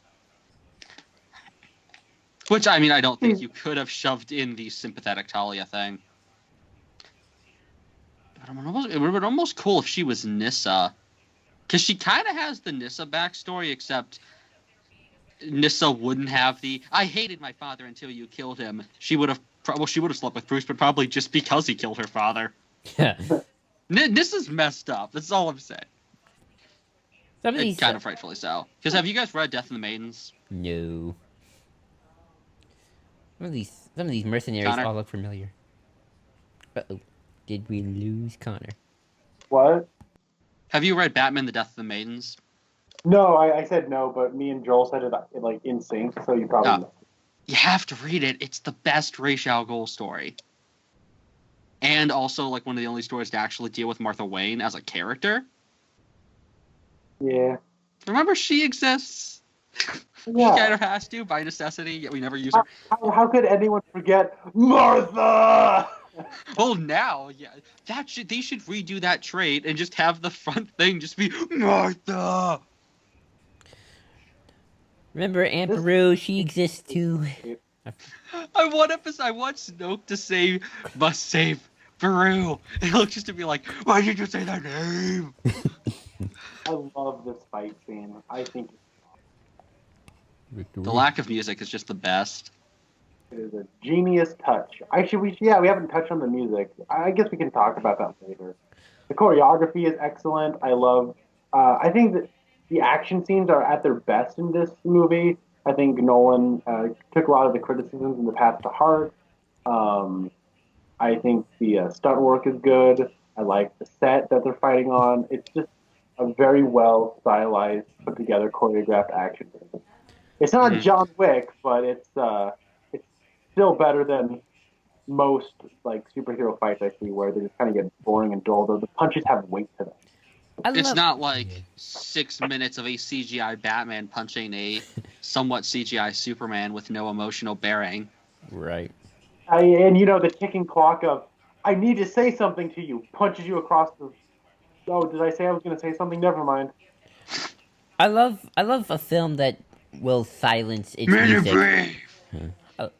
I love a film that silences its music. I don't feel we do that enough nowadays. Yeah, so around Oscar season, you'll get like the 2 or 3 prestige pictures that will have like no musical score whatsoever, and it's like really kind of boring. And that is a stylistic directorial choice that is bold, but you gotta bring it if you're not going to have a musical score. Oh yeah. And the last thing I saw to do that was Martin Scorsese's Silence, and he did it remarkably. Because I love music. Because I love music in movies. Like, to me, a musical soundtrack can make a mediocre film just beautiful. And sometimes I can just enjoy really just listening to the soundtrack itself. Thor. Yeah. And a lot of my favorite Star Wars things are from the Star Wars prequels music. I love that. I love just listening to just the music there. But yeah, I just love music. Merely adopted the dark. But sometimes I was born in it. Well, these are some good lines. Born by it. I love the way the camera swings around as he's walking. Oh, good. Blinded. God, he's so intimidating. I remember. Was Dark Knight Rises when Bane started to become really popular in other Batman medium like Arkham? Yeah, they announced him, and so Arkham Origins was after this, where he was a much more prominent character. He appeared a lot more in like comics after this. Yeah, because we got we had just gone when this film was being promoted. We got the Dark Knight book, and Bane was in that crap. Oh yeah, David Finch's Dark Knight. Ugh, David Finch. Poor. Don't like David Finch at all. I remember I think it might have been a couple weeks ago actually, when I Am Bane was coming out. Steve said something interesting about how Bane's making Oh, Here it is. Father. oh. I just hate thinking about getting a back break because, like, I got brittle bones and, like, just, the pain just thinking about it. Oh, I wouldn't. The mask shot is so cool. I'd be dead. But yeah, I was saying, Steve said something about I Am Bane that, Bane makes a good case for himself in that comic that he might be Batman's actually arch enemy and not Joker. Anybody want to add? Oh yeah, the whole issue framed with "I am not this, I am not that." You go through the list. I'm not some clown. I'm not some. What was it like? Plant. I'm not some child's plaything. I'm not some broken friend. I am Bane. He's so I haven't cool. read it yet, so Okay, we won't spoil too much. You need to read it. Yeah, no, I think this movie does a really good job without coming out and saying it. They do a good job just in a story and character way, exploring that Bane is the anti-Batman. I also like the scene with Catwoman being covert and sleuthy. What's really cool about this is she's wearing an Audrey Hepburn getup. It's like a very visual callback to the fashion of Audrey Hepburn, who's, of course, one of the most famous actresses to ever live. And that's, again, another thing of Nolan referencing film before referencing comics.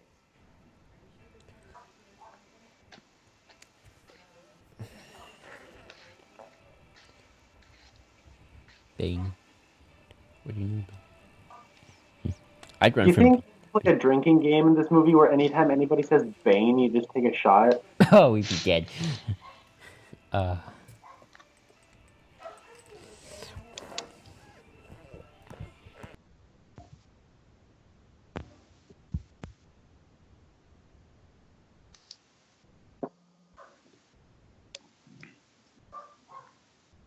Oh yeah, sorry. Oh, look at here's a. What country are they in? What country do you think they're in? Manos revealed that it's Detroit. Oh. Oh no, I mean in the movie. Oh, unless is this oh. No, that was a joke. It's Detroit. Oh. He's like, have you seen Detroit? Because they were talking about how they could have gotten him to Gotham in time in the spoiler cast. And he was like, well, clearly League of Assassins is just in Detroit. Have you seen Detroit these days? Yeah, I can see Detroit becoming a League of Assassins base. With this giant, like, hole in the ground. Yeah, it makes sense. I remember there was a very early like a set video, somebody filming over shoulders, and they saw the hole in the ground, and they were like, "It's the Lazarus Pit!" And of course, we had no idea that it was all telling about it. There's a big Lazarus pit. Yeah. I love the intensity earlier back there of Tom Hardy's eyes. Mm-hmm. Yes. Tom Hardy's performance here is, I think, spectacular. He has most of his face covered up, and he's delivering in his physical performance so much, just beyond being ripped and built. He's doing a lot with his body and his eyes. Because that's all he can really do with right now. I want to see him and Cillian Murphy have a staring contest. Just with their really staring eyes. That'd be great. That is why I always say the next time Tom Hardy wants to play a character called Bane, the name Darth better be in front of it. Look at those eyes. His horrible yellow eyes. It's really decent signal, though, strangely. At least he gets the TV. I don't think I could survive prison without television. At least my back is completely destroyed. Oh, just thinking about the pain Bruce must be going through right now. Oh. Gotham is in ashes. Then. They use the handheld cameras in this scene. It adds a layer of unease on a subconscious level. Mm-hmm. Yeah, it's shaking a little bit. Ooh. Yeah, but not a bunch of shaky cam. Thank goodness. It ain't shaky cam, it's handheld, and there's a difference. Exactly. It's not just random shots of Kryptonians with random shaky cam, because dramatic! Shaky cam makes everything dramatic. Here's the... And then here we get a little bit more about the Dent Act. Ooh.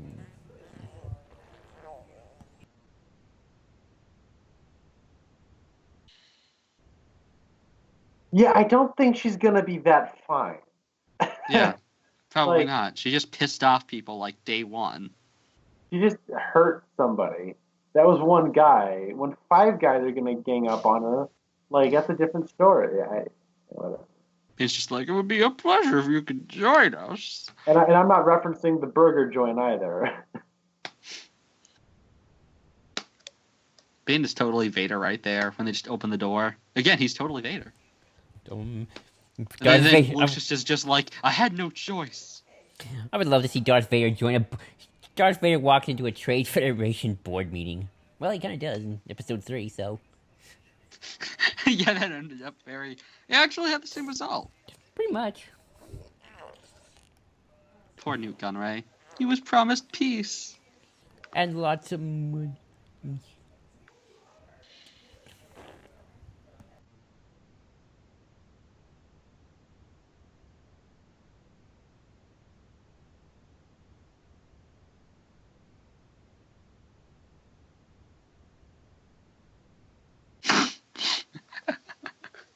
My thing just froze on Bale's mouth for like 5 seconds. I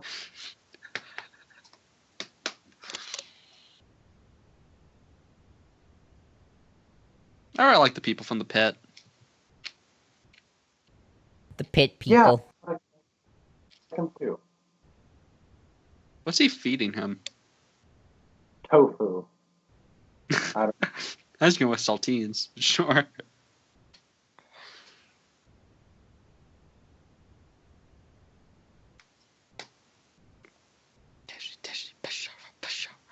I love I'm the shocked chant. this doesn't Okay. ask, like, first time. Me, yeah. I mean, I But he has guess. to wait till it's dramatic. Ooh. Ooh. Ooh. You can walk it off. They make that look. Here's the flashback. I remember they were keeping the identity of um, uh, Talia Al-Ghul a secret. She's Miranda Tate. She is played by good old Mariana Cotillard. So, But you like, see, Mr. Nolan wouldn't want me to tell you this, but I'm playing Talia Al-Ghul. no. Well, what happened though was Joey King, the young actress who plays young Talia, they asked her, "So, who are you playing?" And she said, "Oh, I'm playing young Talia." And so when she showed up in the movie, I'm like, "Oh, that's Joey King." uh, Spoilers.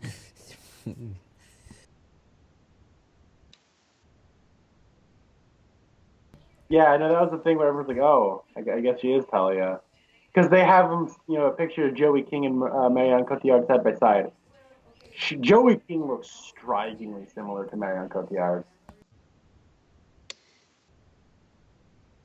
That's a lot of police. Yeah, and they sent the entire police force into one location, which I didn't think that would be possible. Or easy. You'd think there'd be like a few people slacking off or a few people caught in traffic. It's a day where there's a sporting event in Pittsburgh. There is no way you're getting where you want to go. That's all I'm saying. You're gonna get to this place if you're maybe like 5 blocks away. You're maybe gonna get there, maybe an hour after the game ends, maybe 2. Like, just There'll be a few to the point that divisions. we block off the Roberto Clemente Bridge on the day of games, and people park on the opposite side of the river and walk. That's how bad traffic will get on days because Pittsburgh's so condensed. Right. Yeah, there's gonna be a few divisions still outside, trying to get to that place. I'm glad I'm getting all this insight into Pittsburgh. I had no idea these things. Yeah, I'm gonna go into my in-depth theory about how secretly, Kind of like how it's all about it's all about the industrialism hurting people. It has to do with the frickin' oil, not oil, the steel stuff, factories, and how the unions. It all makes sense. Actually, it does, because we have a bunch of shitty shitty working condition crap here. This is all There's just a one reason big so many people in Pittsburgh get cancer, and I have asthma. This is all just one big allegory for Pittsburgh. This movie. Yeah, really, because seriously, like all the steel companies, there's fibers in the air. Like that legitimately we have a high cancer rate because of that. There's a reason I have asthma, and a lot of people in Pittsburgh have asthma. Yeesh. It actually is a pretty well chosen location. If they don't more of that, they should have had a scene at a factory actually, because we have a shit. I mean, well, there's kind of this place here, this construction site. Did they film all the films in Pittsburgh or just Dark Knight Rises? Nah, just Rises and just some of it. Okay. Okay, I thought Dark Knight was in Chicago. Yeah, that is Chicago. Mm-hmm. Okay. They shot. Yeah, this one is a little bit in Chicago, but most of it's in Pittsburgh and New York. Mm-hmm. Yeah, that makes sense.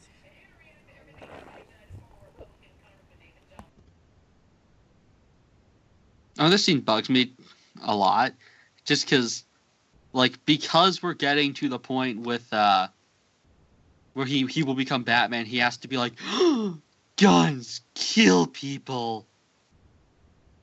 I mean, I think there's a little bit more going on than just, oh no, not guns.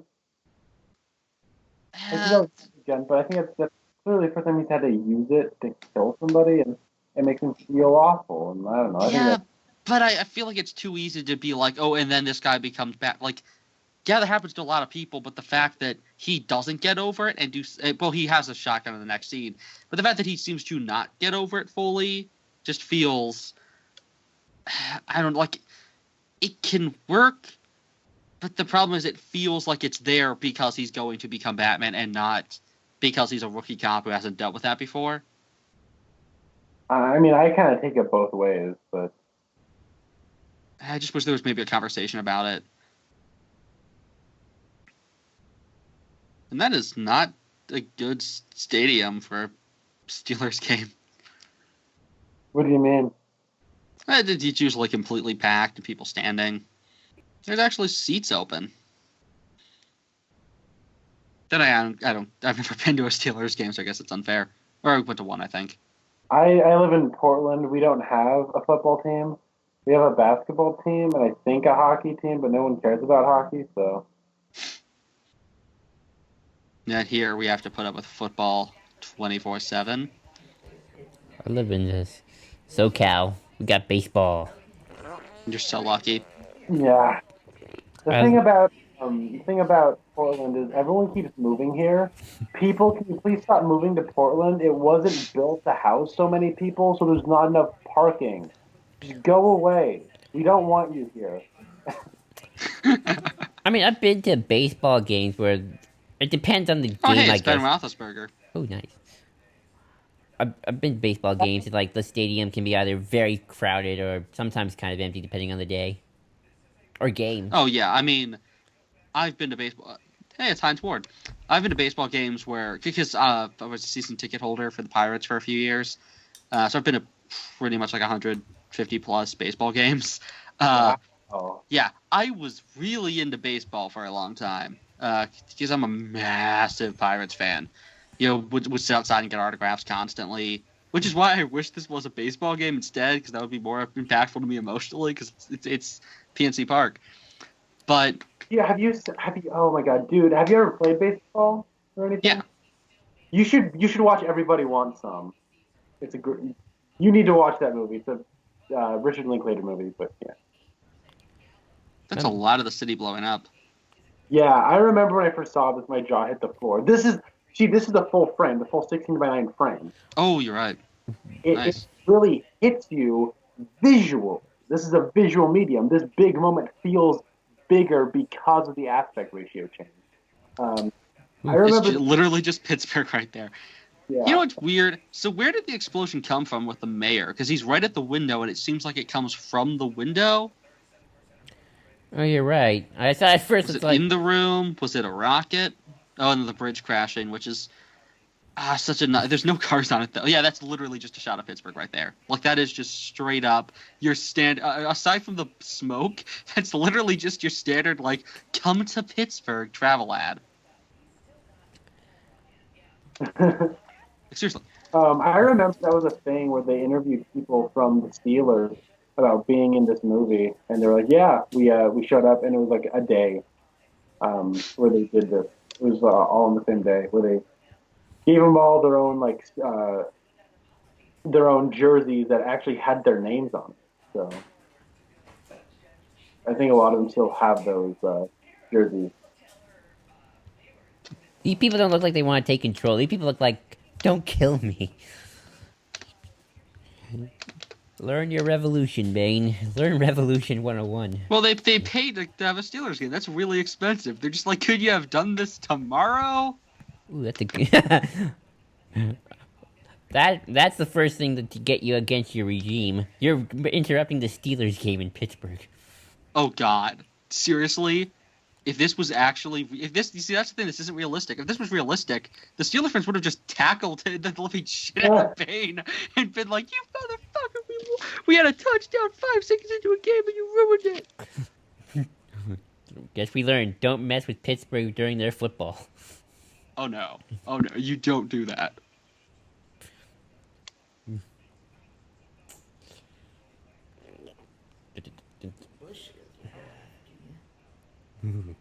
Then here's Blake with a rifle. So he's like, guns kill people, but I'm still going to use them, which is fine. That makes sense. A lot of cops go through that where it's like, okay, they're uncomfortable with it, but they're going to use it anyway because you have to do that.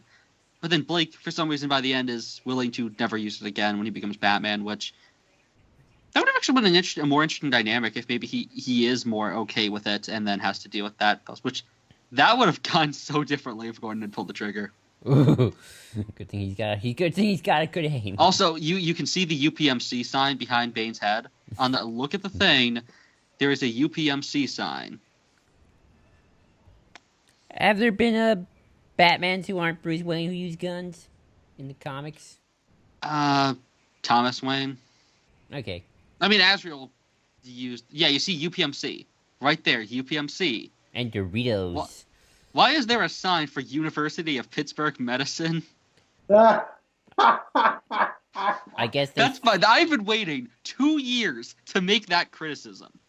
Maybe 2 years to make that joke of about the fact that there's just a UPMC sign that they forgot to edit out.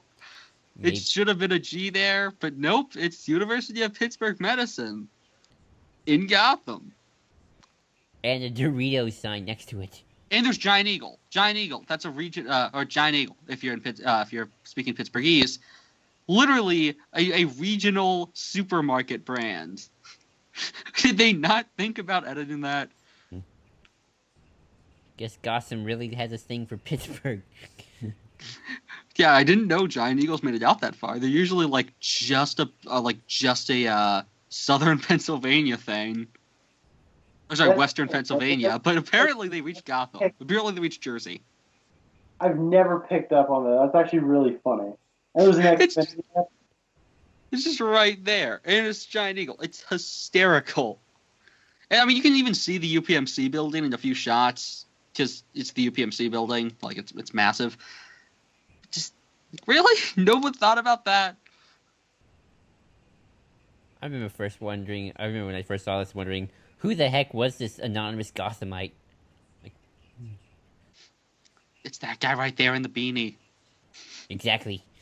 Never trust a guy with a beanie. Never trust a guy with a beanie. Actually, I do find that part of the plan kind of silly. Like, here, I'll give this random bomb that will kill us all to a random schmuck. Here, you take it. You get to decide our fates. Someone gave me that kind of power. Like, I'd be freaked out. that other sign, 84 Lumber, is another thing from Pittsburgh. It's 20 miles south of Pittsburgh is where it's based. Now I can't just stop thinking about if Bane actually did give it to a random citizen. I think that is the Roberto Clemente Bridge. Oh, no, the Roberto Clemente Bridge has crashed. I've been on this bridge. I forget which this one is. Is this the Warhol Bridge? Hold on. I love the idea now of just Bane giving it to a random citizen and he accidentally pushes it. Like he puts it on his couch and he sits on it. Was this the Warhol Bridge?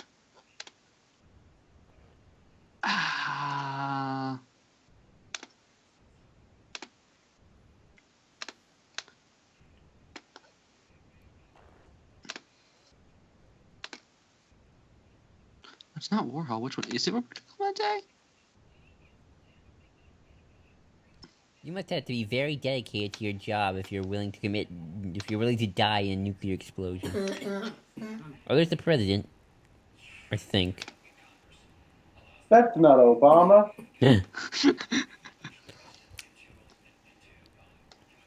I guess 20. Yeah, we're just gonna hear his voice. He's gonna just be like, "Fire the nuke and make God save our souls," or whatever he says in PBS. Oh, that's right. I forgot. Yeah, the president makes a cameo for like 5 seconds. I forgot they got an impersonator. Which was this? It's not the Clemente bridge. Is it the David McCloud? No, it's not that one either. It is kind of cool they tried to do their own version of No Man's Land. Mm-hmm. It's funny because Arkham Knight, also not Arkham City, came out a couple years before this, right? That was 2008. No, Arkham City is 2011. Okay, so 1 year before this. Kind of interesting how that kind of worked out. Oh, was it the Fort Pitt? Oh, I think yeah, that. I'm an idiot. It was Fort Pitt. There you go. I'll put that in the chat. Ooh, nice. Only I care about this, but yeah, that was the Fort Pitt Bridge. They gotta represent Pittsburgh. Also, why does everyone believe Bane? He has a beautiful voice. He does. That can make a lot of people believe. No, you're right. Oh, he rips it in half. That's great. Yeah, believe the guy with the mask and the weird-looking supervillain coat. I mean, it's a nice-looking coat, but still. Well, maybe that's it. It's a nice kill. They're just like, we shouldn't trust him. That coat. Nice coat. That should have been a scheme. If you join me, I will give you people these coats. I No, joined. the homeless people went in. I joined for the coats. Join for the coats, stay for the sights. Exactly. Like, stay for the people. Yeah.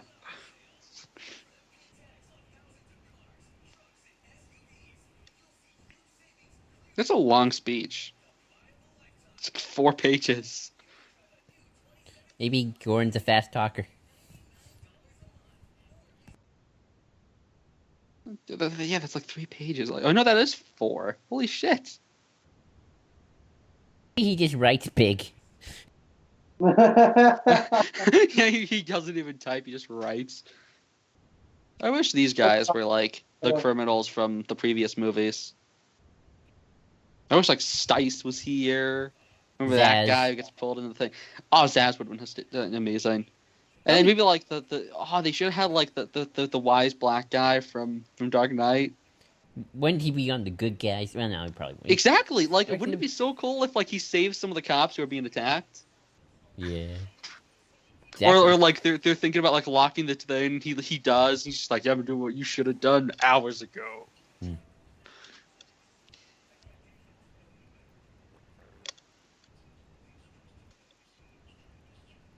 Okay.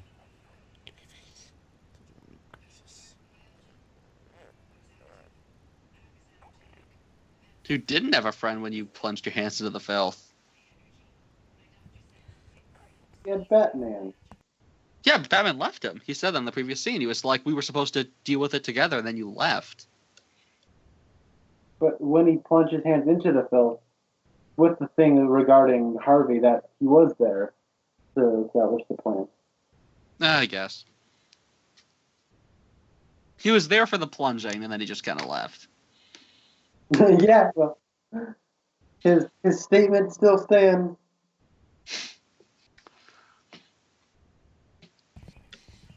This isn't how you build a new regime. Do whatever you want. Where's the order?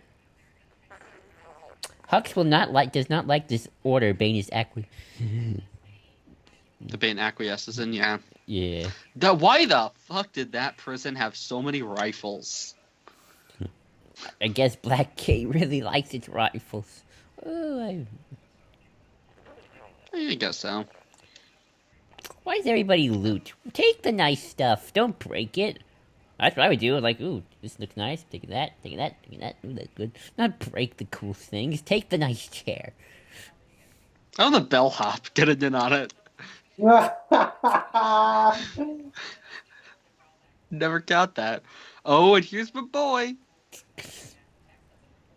Oh, you don't get to see him in this scene. He's in the background. It was nice Scarecrow got to come back in all three. He is the connecting tissue of the trilogy. Yeah, he When is. I first saw this, I thought they were throwing people down. That would be different. I like him keeping the cops alive and just messing with them. Okay, Connor, I gotta ask you a weird question. If this was happening at your movie theater, everybody just going nuts, what would your fellow employees take? They take like the arcade game or something, or the popcorn machine. Ooh, um, we just beat up a bunch of customers we didn't like. Okay. Oh my god, some of the people we have to put up with. Oh man, we just lose our mind. Oh, I would go for candy personally. That's just me though. Those arcade games are too big to haul out. Yeah, you gotta think strategically. That's true. When I saw Rogue One last week, I had to deal with a person who had a baby who kept crying. People bring children to theaters are just assholes. If you're on your phone and or talk or text or whatever during the movie, you're dead to me. And soon to the rest of the world. Yeah. Oh my god. Ooh, here When we comes. went to Logan for the first time, my brother and I, we actually had to leave very early on because everyone in that theater wouldn't stop talking. Ooh. Ah, I guess I was lucky. I got like an empty theater during that viewing, which was kind of weird at the same good time. for you. Which is kind of weird. I was kind of like, ooh, that means the movie's not doing good financially. Oh, it was. Uh, Logan's been doing very well. that's good. Here. Oh gosh, these shots are so beautiful. Ah, this person playing young Ra's al Ghul is an actor by the name of Drew Pence. Uh, I, I think that's the name of him. He was the body double for Army Hammer when they were shooting The Social Network. They just superimposed, did a special effect face swap of Army Hammer to play one of the Winklevoss twins. Wait, why did Social Network need a freaking stunt double? Well, no, it's a body double Or because body double? Oh, I get it. they're playing I was so twins. confused at first. That makes sense.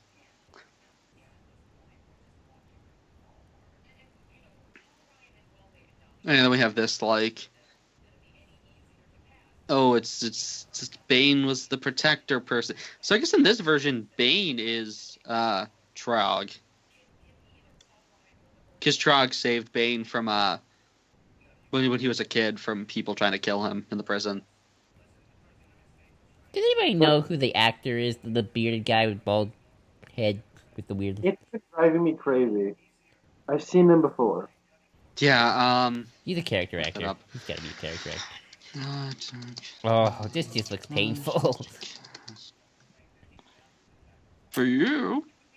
And here comes Qui-Gon Jinn haunting Bruce as a Force ghost. Ah, that's totally what this is. Well, he learned it from a shaman of the will, so. Exactly. My correction, young Ra's al Ghul is played by Josh Pence. Hmm. Fact check. Don't leave that as a comment in the comment section. I corrected myself. We don't have commenters. You never know. I wish they had just had Liam Neeson play himself for 5 seconds there, because he does not look like he is aged. You could have just had him like turn around really briefly. That's why I want Liam Neeson in the Obi-Wan movie if we ever get one. We'd be just a ghost, like just a voice. It would still be awesome. Yeah, I know. Liam Neeson.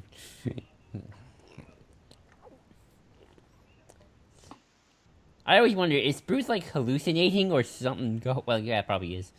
Yeah, he just disappeared. He's becoming one with the Force again. Oh. To But yeah, I really like that cameo. Oh yeah.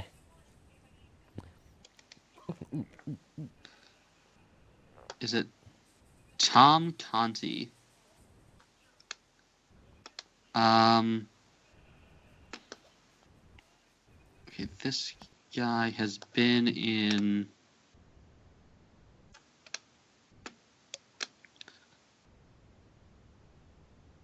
Let's see.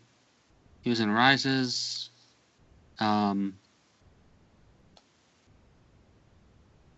He was in The Tempest.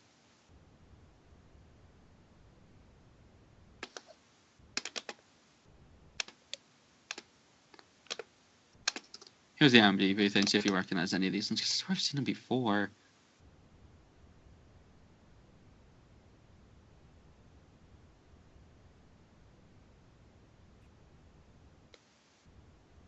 I love all the cars piled up blocking the tunnel.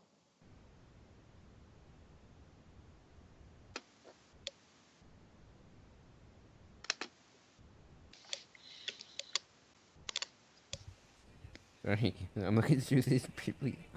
See. I'm sure he was in something. And this guy was in Birds of Prey.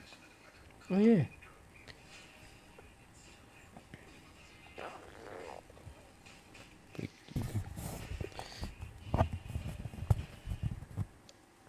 Time for the workout.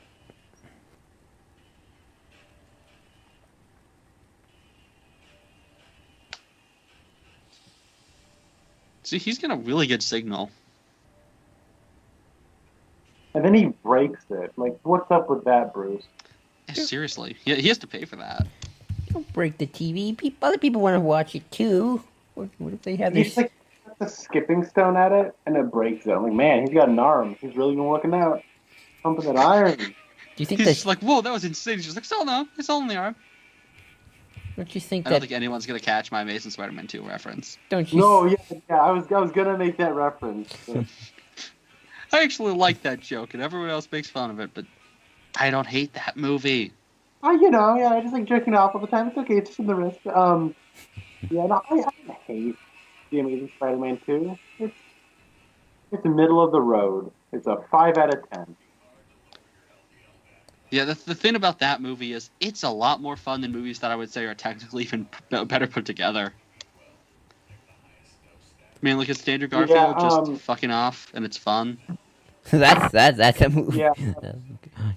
That's a movie. There's that shot. I like the shot that they use of anytime somebody is going to be jumping, because the way they frame it, it looks like it's just out of reach. It looks easily attainable, but and I really like the way they frame that shot.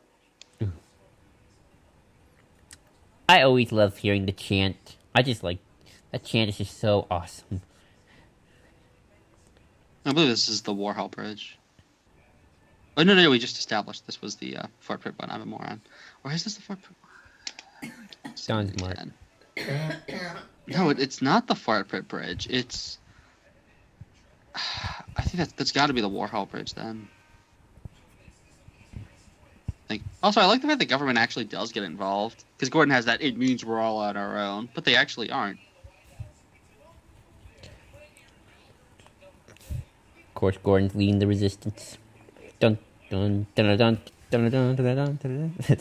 He just lands and then walks Bruce. He's like, new coat.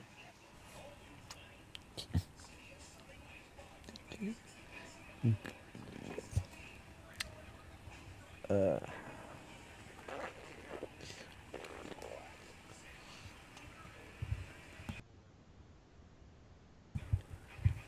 like the way this is all edited, though. Just showing the cops, and then the people, and then the resistance, and then the trucks.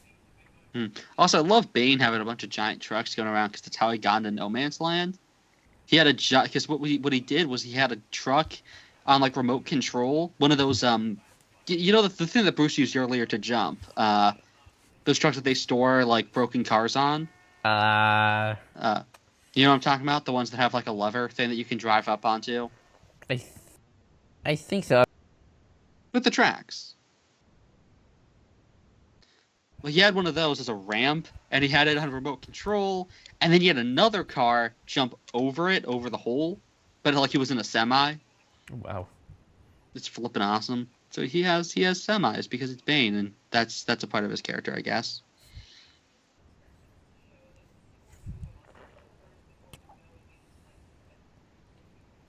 Good.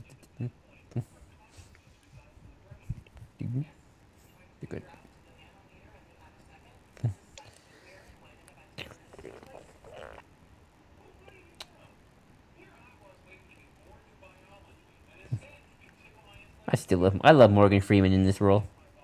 Mm-hmm. Built it.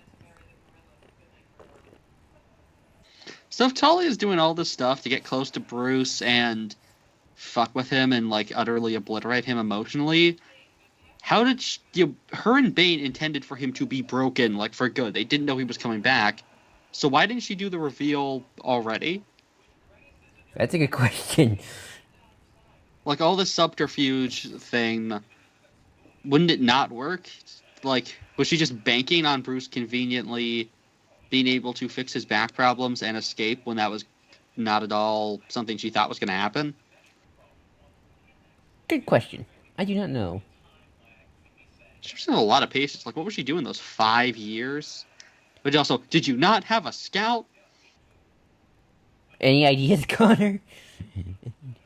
No. There's something I'm focusing on right now.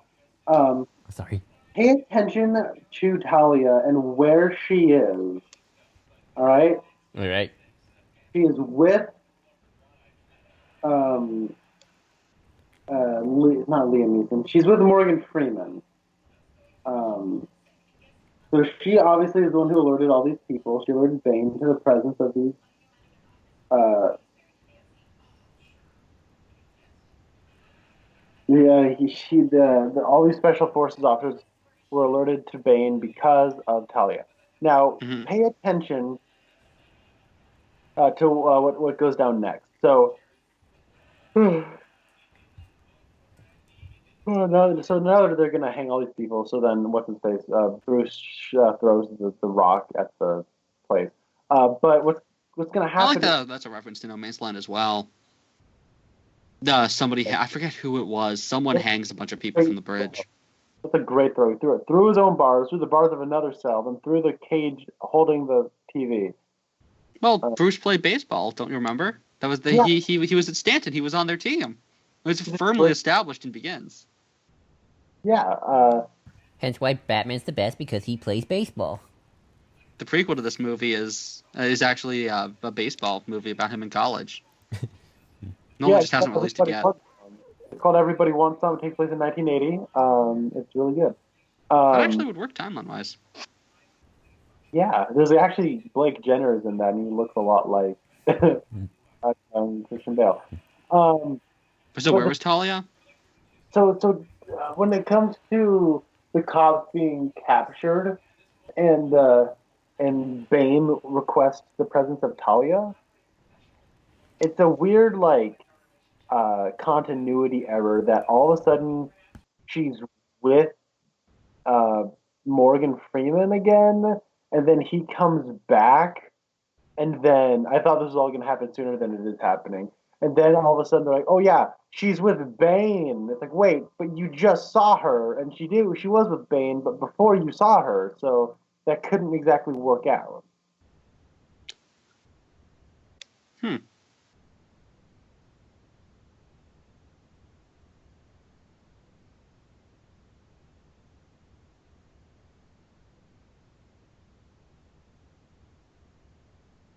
I want to say that this particular movie, I think this is Christian Bale's best performance as Batman. I think he really nails it here.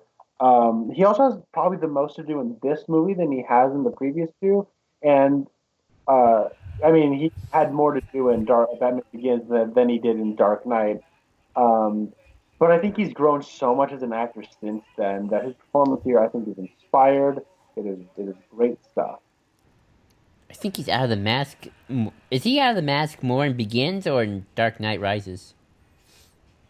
I'm not sure. Probably in Dark Knight Rises, just by virtue of this being a much longer film. Hmm. And so now he asks about the Deshi Bashara thing after the fifth time he's heard it. Ah, whatever. People are strange.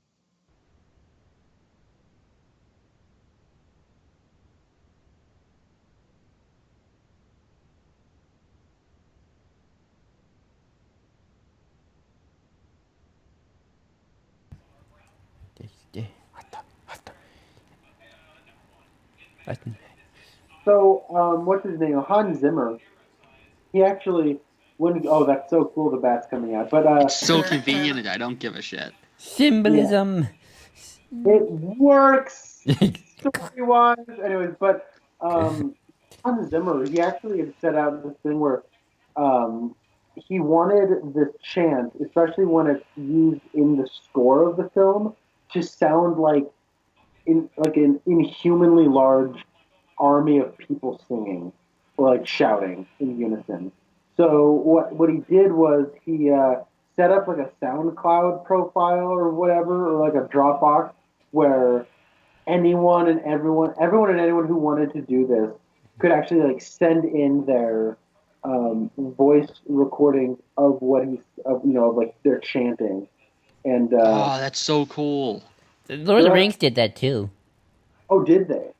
Yeah, the scene in Two Towers where Saruman's making his big speech, and the orcs are going, hoo doo da doo doo doo da. They got a big stadium, and they basically just had them, do the chant of hoo doo da doo, and them marching and stomping their feet, and Here he is. so that's It's actually. It's William Stryker. Cillian Murphy. Woo! But yeah, I Lord of love the the fact that he has straws. I think that's straw sticking out of his costume. It's great. Love it too.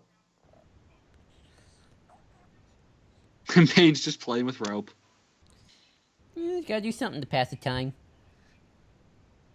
Oh, good if he just has a yo-yo or something in the background. Maybe he has a TV too, and he watches his soaps. I love it. So, Who's sleeping with who on Young and the Reckless? General Hospital. Oh. It has a beautiful cast.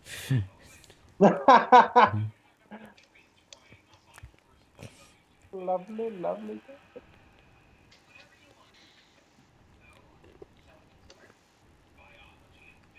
Ooh, ooh, ooh. So does the water in Pittsburgh actually do get all icy like this? oh yeah, yeah. It flash freezes sometimes. It's problematic. They won't be able to get boats across, and there have been times where people get their canoes actually stuck in the middle. Like I've seen images like in the newspaper and stuff of canoes just like stuck in the middle of the freaking river. And you can't get like boats to go out and rescue them because it's all frozen. Hmm. That sucks. I would have loved it if in this movie, Penguin should have been in this movie Or a because we have these things that are just perfect for this.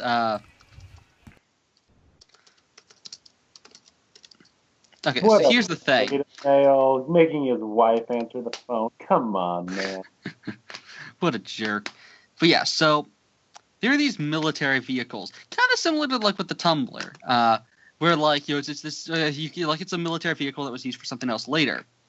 Um, and we acquired a bunch of them. They're supposed to be like they're water based things. They can float, but they can also go on land. And they are called ducky boats. Oh, that's awesome. We have ducky tours. They are giant things that are spray painted, and they are like a duck. Oh, that would Penguin has a perfect. giant rubber duck thing that floats. You can actually do a realist, quote unquote, grounded Batman thing where Penguin gets a duck that can float, That's like a awesome. giant duck. If you set it in Pittsburgh, it's hysterical, and no one has used it yet. You can actually make a realistic interpretation of the giant duck. That's cool. That's actually really cool. Penguin actually would have been a good character in this Nolan in this movie. Yeah, too. but Nolan has said something that I completely agree with, which is Penguin sucks. Like the That was his answer. He was just like, nobody cares about Penguin. Right. That strangely took Gotham just to make him popular. Again. Oh, Gotham has like the only version of Penguin I really like. I love I that like. version too. How can you not like Burgess Meredith's Penguin? Oh, but because he is Burgess Don't- Meredith Penguin.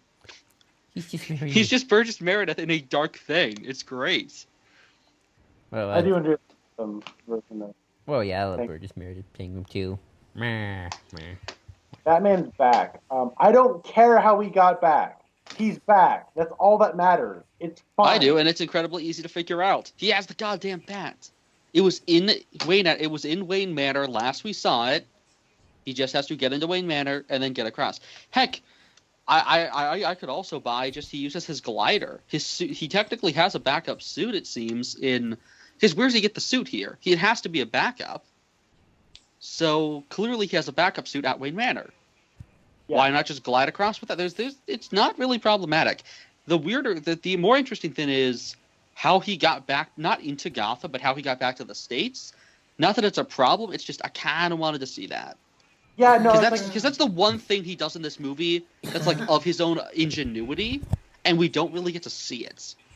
yeah, but I still believe that he's able to do it. Like, It's not a matter of believability. It's just a matter of I want to see Bruce do more stuff that because Cap putting something out if he kind of feels like he's getting dragged along in his own movie, and I feel like that might have helped with that a little bit. I mean, I don't feel like we need to see it. I get that, but I don't feel like we need to see it. There's a lot of momentum, and there's a pace and an urgency here that would have just slowed down. It would have dropped a lot of this momentum flat. Yeah, the problem is most of the stuff that happens to Bruce is other people telling him what to do and inspiring him, and then the other half of the time, it's him making random assumptions. That's like half of what he does in the movie. It's just people kind of telling him one thing. Then he makes a bunch of assumptions here, like him saying when the bomb's going to go off. How would he know exactly when that's going? Oh, you can see this the stuff even closer. I But, don't. I think I knew this was Scarecrow when I saw it because I don't remember seeing the first two movies. Before I knew about Dark Knight, obviously, because who didn't? That was like everywhere. I love Crane. He's just like by exile. It's like yeah, suck it, Gordon. I think I knew. Crane's the best. What was there was a funny joke I forgot to mention of when Bruce finally got out of the pit. He just stands. I would have loved it. It would so terrible if he's like accidentally just fell backwards and like whoops, back in you go. Like stretches and just slips. Yeah, dang it. And we did that. Okay. Chat for...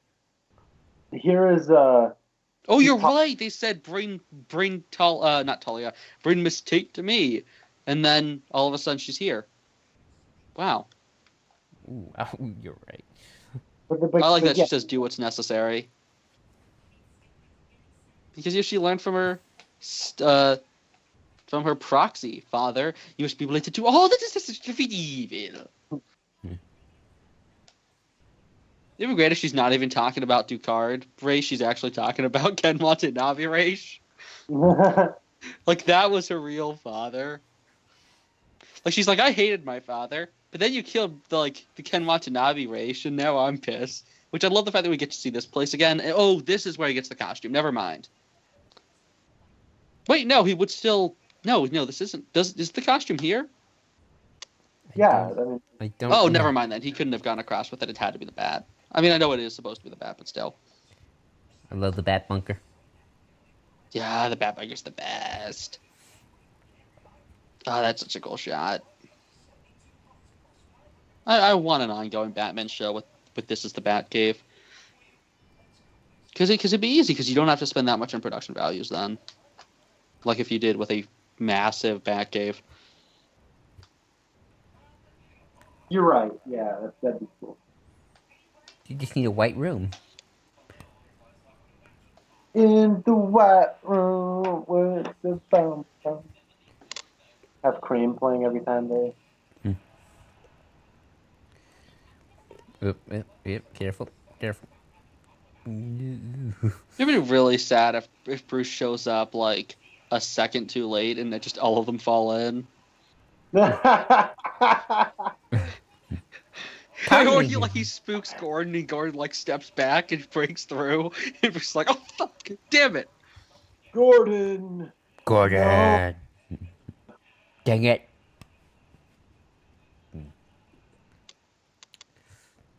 Ooh. Not his partner. We didn't even get a line. Not the guy. This guy, this big guy was cast fairly early on, and people thought he would be like this very important character because he was on Battlestar Galactica apparently, and he's not. He's just here to push him over and then get beaten up. He should have been Ubu. Well, Bane's Ubu, but still.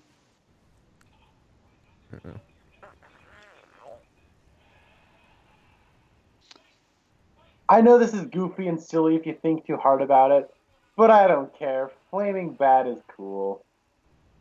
Again, imagine if it just breaks the ice. Because that you're lighting the ice on fire. That's not going to end well. This is such a cool shot. That's so cool. Beautiful. Ooh. Like it's heightened this way. You know what I mean? Did Batman have to like? Wait, did that thing have to draw something? Yeah, Batman did this whole thing, which I wonder how he. Though, I forgot to mention with the bat. So Bruce flew in with the bat. That's a really big risk. Maybe they didn't have anti-radar. Did they have radar? If Bane sees, if any of Bane's people or the trigger person sees it, they're going to activate the bomb, and he knows that Bane's lying about it. And he's going to blow it up anyways. I would love if anyone comes in. Oh, but no. Bruce just makes an assumption they won't see it. Oh, now I want an Arkham mission that's like that. You gotta fly the bat into Gotham, but you can't get spotted. Oh, just imagine that's gonna be a hard mission to do. I'm sorry, Connor. What were you saying? What were you saying? Never mind. Oh. About the bat? No, it was just continuing about like, where's Miranda? You just saw her. Oh, Bane has her. He pulled up at City Hall. You knew this. It's just a weird editing error in an otherwise very well edited film. Considering we're gonna find out about Miranda's secret past. She may be Miranda Tate, and then she's like, "I'm really totally Al-Gul, but in the Munich circus, I was known as the incredible Nightcrawler." Yeah, it was all there the whole time. We haven't talked about Hans Zimmer's score. The previous two films in this franchise were scored by both Hans Zimmer and James Newton Howard, I want to say, was the other composer. Yep. And James Newton Howard is one of the best composers in the business, as is Hans Zimmer, I would say. So having both of them do a score together is just kind of makes those first two outings orgasmic. Now, this time around, it's only Hans Zimmer, and it's a lot more percussive, and it's a lot more assaulting to the eardrums. And I like it. I really like the percussive nature of it. I really like Bane's theme. I really like Catwoman's the music that plays with her, like that kind of violin riff. I mean, you don't play riffs on violin, but whatever. It's a really neat, unique sounding score that feels like it's a part of this world, but it's also something new and something different. Oh, random thought again. So how did Talia not know Bruce wouldn't just flood it the moment Pavel made the thing? What? The reactor. How did she know Bruce wouldn't just flood it already? Oh, or because that he would trust her. I don't know. Her plan relies a lot on convenience, which is why if this was just Bane doing Bane stuff, it would work a lot better. Break a lot better. That's what you said. I just want Bane to be able to just be the main villain of a movie, because I like the idea of just a one-villain movie. Because we don't really get that these days. It's always a few villains. What about Age of Ultron? Boom, right there. Age of Ultron? That's really the hill you want to die on? Because what about Claw? Or Banner von Strucker? He's not... I was joking with Claw, and then you went for Strucker. That's even worse. He's in like one scene as a dead body. In fact, he shouldn't have been credited as Strucker. He should have been credited as Strucker's corpse. That monocle went down in history, man. The monocle. Yeah, monocle with a person attached to it. The monocle gets its own credit, and it's higher than the thing. This is like the most testosterone police force ever. There's like one woman in the entire thing, or two. I couldn't help but kind of cheer for this scene. Like, I like him, yay! The guy who chickened out now has uniforms. Even though there's an implication that Bane's thing is made up of a lot of the boys who couldn't get work and stuff like that. Yeah. So essentially, you have the police force beating up on the civilian population because Bruce has reinstated the entire corrupt systems in Gotham, and then kind of just leaves afterwards and doesn't really address the economic problems of Gotham. Yep. It's kind of accidentally scary in that sense. This film has a accidental fascist thing to it. It's not BVS, at least. That's the thing. It's like we were like, this film has a bit of a fascist streak to it. Oh, nope, doesn't even compete. Nope. They should have a competition of most fascist Batman movie. Would it be this film, BVS, and maybe Dark Knight Returns? No, 66. It's obvious. The whole thing's about the fascism. Mm-hmm. Oh, I love the EMP thing. Have Bane's just turn around. What? Dramatic running. I always love dramatic running in films. So convenient that these guys are hitting the ground. Which again, I would have liked to see civilians with the cops, because again, otherwise it kind of feels like... Yeah. I do distracting. But it almost feels as if like you have the police like, okay, they're shooting the ground. They are just shooting the floor. Oh, that guy fell over. They're shooting their legs, though. They're still getting up. But yeah, like it seems, because there's the implication that Bane's actually giving like people employment who aren't because of the corruption in Gotham. Like, then probably some of these people might actually be civilians who are just dragged into this. And I'm not saying they're in the right or anything like that, but yeah, again, but the hole in that theory though is that it's like I don't see the connective tissue of that the cops are the ones like perpetrating this corrupt system. It's not that the cops themselves are the ones doing it. It's just the fact that essentially symbolically you have the power system that was corrupt being reinstated with no real repercussions. Other than a couple of douchey police officers, I don't see how they're like... The Dent Act. The Dent Act was incredibly corrupt. Oh, yeah, I guess you're right, yeah. And that's the problem. And we don't know if it's necessarily gone, and there's stuff that like it needs to kind of be talked about, because you bring that stuff up with the whole Catwoman thing, and then Bruce doesn't have to confront it. Like, he acknowledges the problem and then kind of just leaves before it's fixed, or it's just like, oh well, it was fixed off screen. It's like, yeah, but you made a movie where that's why I love the first two acts of this movie, is they just acknowledge, no, you can't just say, oh, but this problem's fixed. No, these are your economic problems in Gotham. They can't just be fixed with, oops, I'm sorry, or, oh, that's just a few bad people. These are built into the culture and they need to be addressed. And then it just kind of skips over that. And I don't think that was Nolan doing something problematic. I think there is actually stuff dealing with it, and it's cut, which is part of my problem with the runtime thing, which maybe that would be a good time to talk about that. What was the whole thing with that? The runtime being cut down because of the IMAX? Yeah, so this movie is 2 hours and 45 minutes with credits. There's only about 20 minutes left in this movie that, as we're watching it right now... 29 minutes, 40 seconds. Yeah, but like 10 of those minutes is credit, because you have to credit everybody. So... oh my gosh, this fight scene is really cool. Oh, it's so well shot. Anyway, those eyes. Look at them eyes. Eyes! Give me those eyes. Oh, night eyes. He's giving them bedroom eyes. So, the thing is, when an IMAX projector can only hold 2 hours and 45 minutes worth of film. And that was like, they actually had to make new technology to get us to that 2 hour 45 minute mark of film, of IMAX film. So Nolan is a huge fan of IMAX. He says it is how we keep people coming to the movies is with IMAX technology. So making this IMAX and shooting this on IMAX and presenting it in IMAX, they had to make it 2 hours and 45 minutes because that's how long the projector could hold. It couldn't hold anymore. That's just really unfortunate. Yeah. Is the technology improving though? Well, yeah, because Yeah. Infinity War. Oh, that's right. What's that? Oh, that's right. Infinity War. Because Infinity War, we're getting a full thing that's Yeah. going to be all IMAX. Ooh, I Yeah, hope it. I'm excited. I don't know if any of those movies are going to be over 2 hours and 45 minutes. I doubt it. But we're now having entire because the thing was like no one wanted to shoot this entire film on IMAX. Where's your trigger? But the thing was he the the actual IMAX cameras are huge cameras, and on top of that, they're very loud.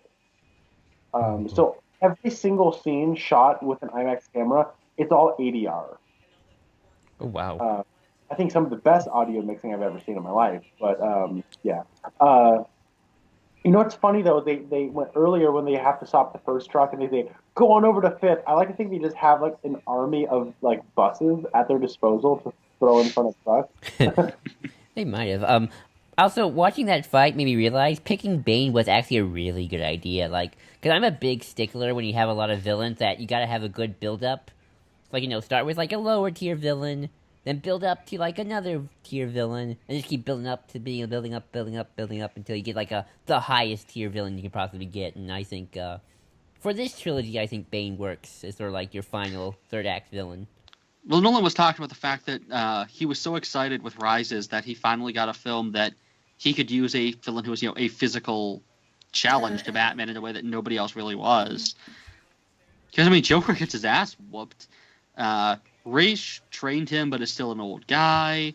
Like, Bane's one of the only Batman villains that truly matches him physically. The other ones would probably only really be, Shiva, Freeze, and Clayface, and two of those are not going to be in this movie. No. There's no way you could do Shiva, practically. Exactly. Those jump kicks. Oh, Hi, Tom Hardy. Hi, Tom Hardy. Yeah, here comes the reveal. I love the look on Bruce's face when she stabs him. He's like, "Oh, what?" People need to take just that image and let's make that a meme, guys. Do it. Make it happen. Just like random moments from the comics and just cut to what? I'm the goddamn Batman. I'm sure there is a.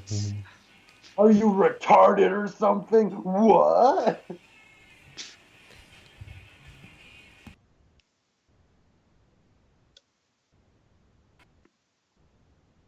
But yeah, then the whole I hated my father until you killed him, which is unintentionally hilarious.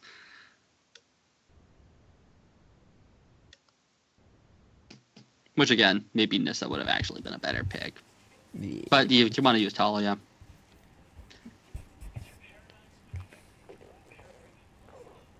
Yeah, until you murdered him. It's just like, oh, and then I wanted vengeance. I think she just wanted an excuse to be vengeful. She's just looking for an outlet here. Also, Gordon is like so epic right now. Yeah. Like this is the true intense thing. Everyone's gotten over the stupid fight stuff. No, now it's the most awesome thing. It's Gordon trying to get a thing, and he's like running out of breath because he's Gordon. It is the world's most intense episode of the Three Stooges. He's dropping it all over the place. One thing of note is Gary Oldman is actually one of the very few actors in this cast who actually got the full script. I don't know why he got the full script. And there's actually a story where he actually lost it at a hotel room. And he got fired because of that. You don't fire Gary Oldman, man. Exactly. Gary Oldman fires you. Exactly. He's in a thing with Nolan. And he's just like, no, you're fired. Great. So her suicide thing. If she's now the League of Shadows, why would they want to kill themselves? Ra's wasn't just about Gotham. I get it was his final thing, I think it's supposed to be that it's a cultural thing of like, okay, this was how her father died, and he was a warrior, so her life will end with his final mission being completed.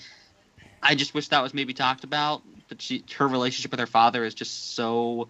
I mean, like you said, we have 10 minutes left in the movie, and now we know who this character actually is. It's her relationship with her dad is kind of nothing. Yeah. Yeah. Yeah, this third That act. sucks because I would have loved to see a flashback of her playing off of Liam Neeson. Yeah, okay, so this final act isn't the best from a story or screenplay standpoint, but my God, when you have the music and the way it's edited and it's made so well, you like it's very easy to not think about that and just get swept up in the spectacle of it I because love this guy.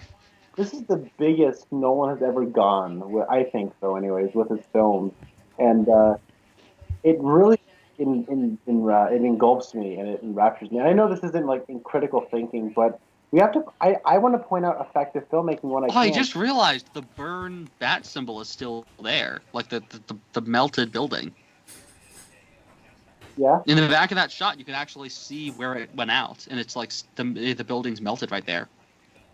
That's some good attention to detail.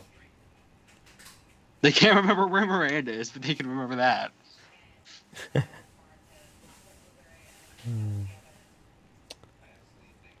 Well, I guess it's this kind of. I guess Nolan's the kind of director where even if he had on one of his bad days, he could probably make something pretty epic. Yeah.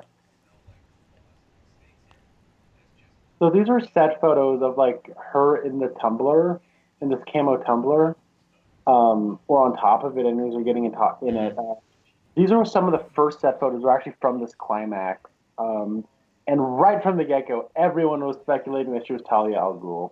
Oh yeah, I remember. I saw people doing a retrospective video on all of Talia's appearances because of the fact that she's going to be in this movie.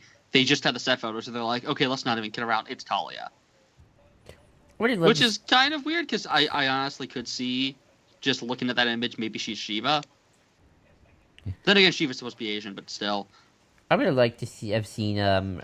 I still really want Shiva in a movie. Her character in like the Talia getup, or in like Talia like getup, acting off Liam Neeson. That is a acting off Liam Neeson. That is a Talia getup though. That's right out of the comics. They get like cloak stuff really well. Her and her costume is just that's straight up comic book Talia, but just less. It's just more stuff because it's not a comic book, so they're not as objectifying. And then we have the guy with the Ra's al Ghul cloak. Also, Bane dies. That was a thing. Oh yeah, he's dead now. He just dies. That's sad.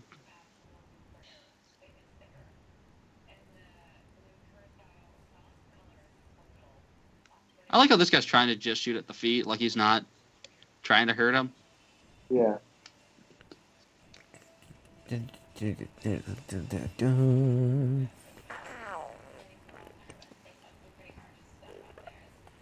Ooh. He's got huge front teeth.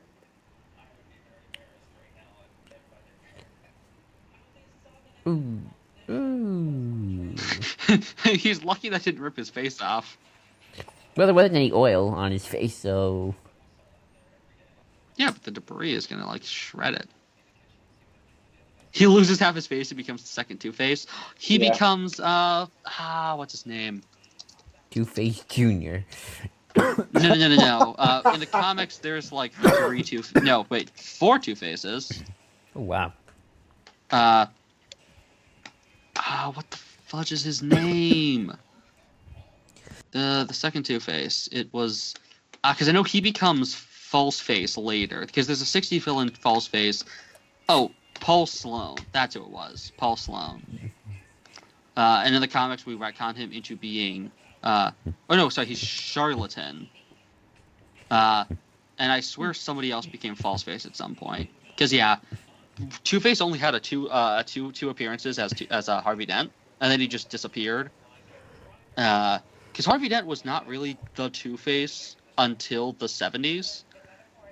Because it was just Harvey Dent shows up in two comics, They make a movie about his life, and then this actor Paul Sloan gets like a light blows up on set, and the glass goes into his face and burns it. Ooh. And it's the opposite side. And I think the explanation is that like it only burns half his face because the makeup like I think stops the burning, or it doesn't burn him badly on that side or something like that. And so it's actually I've heard a lot of people say that the Paul Sloan two-parter is actually probably the definitive Two-Face story, or at least for the time. It's better than the Harvey Dent one because it's more about Bruce fixing his own mistakes or something like that, or it's kind of like he has the chance to prevent another person from becoming Two-Face, and it's kind of a little bit more of a redemption thing for the fact that he failed with Harvey Dent, even though Harvey got fixed. He can fix it before things get worse for this random guy and stuff like that. It's apparently really good. And then Harvey's butler was Two-Face for a while in the comic strips. Oh, wow. Because, of course, we needed 3 Two-Faces. And then also in the comic strips, there was Harvey Apollo, which has now been nicknamed into being Harvey Dent's college nickname. So there's kind of 4 4 Two-Faces because of reasons. Because we needed a shitload. Building? What? Did he just flip over a Trump building? And but I don't know. It looks like that was. Is there a Trump building in Pittsburgh? I don't think so. Didn't you say they? I know he just flew. I know he flew over the. I believe the UPMC building. I really wish there was a scene in. Also, Batman totally just killed that guy by accident. Well, not by accident. He killed that guy. Because he's using bullets. It's sad we can't actually we can't destroy Trump buildings now without getting called out on for political reasons. I would just love Infinity War just have a shot that destroys Trump Tower. That's kind of dark. Even I get the sentiment. Well, Gordon is so lucky he is alive. They get everybody out. They get everyone out beforehand. He walked except for Tom. And she's dead.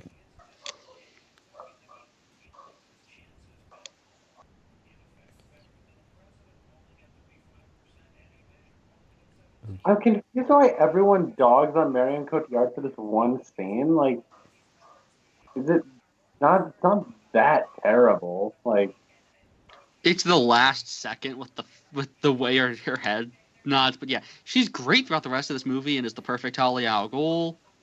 I don't get why people make fun of her because of one bad scene.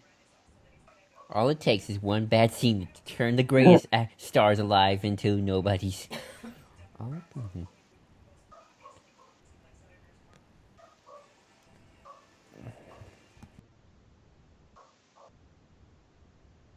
I really like John Blake and his dad. I don't know. That's not his dad. Oh, it's not? Are you sure? Yeah, that's not his dad. He's an orphan, dude. Oh, that's right. Or the guy. The priest. Oh, it's a priest. That's what it is. I don't know why I always thought it was dad. Probably because he calls him father. Maybe that's why. yeah, he's a priest. Yeah. Yeah, it's like Matt talked to that priest. Like, wait, I thought we already saw Matt's dad. Who's this guy?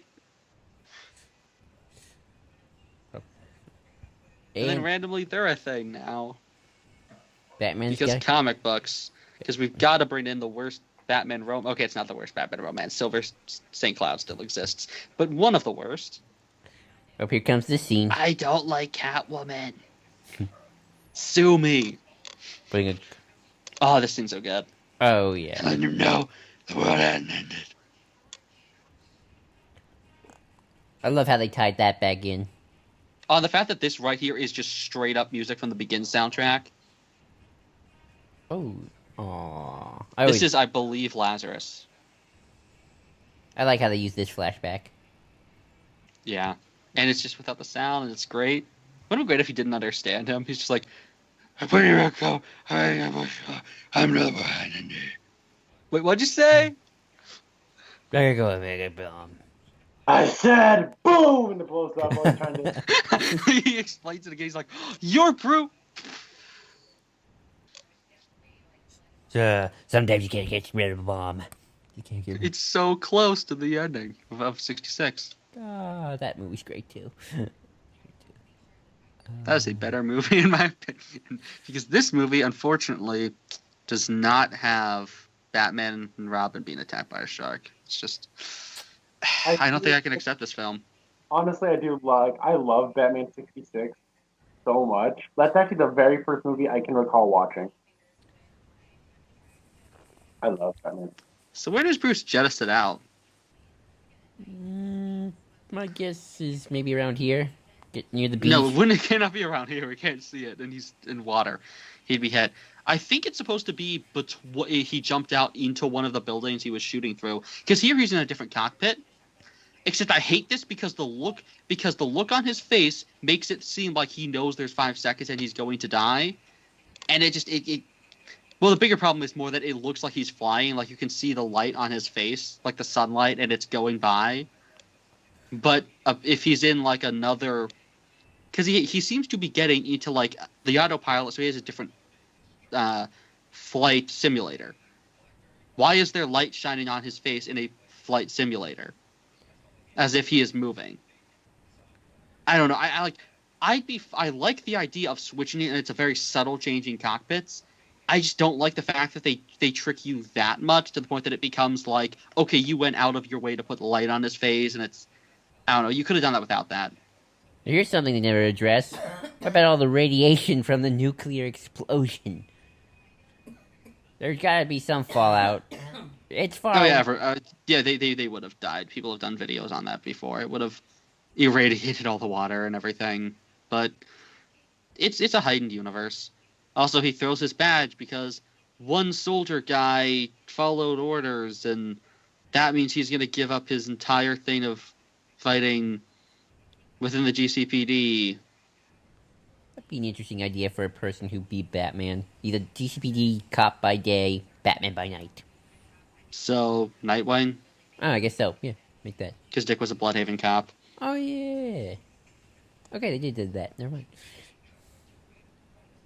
He wasn't a GCPD cop when he was just Dick Grayson, civilian.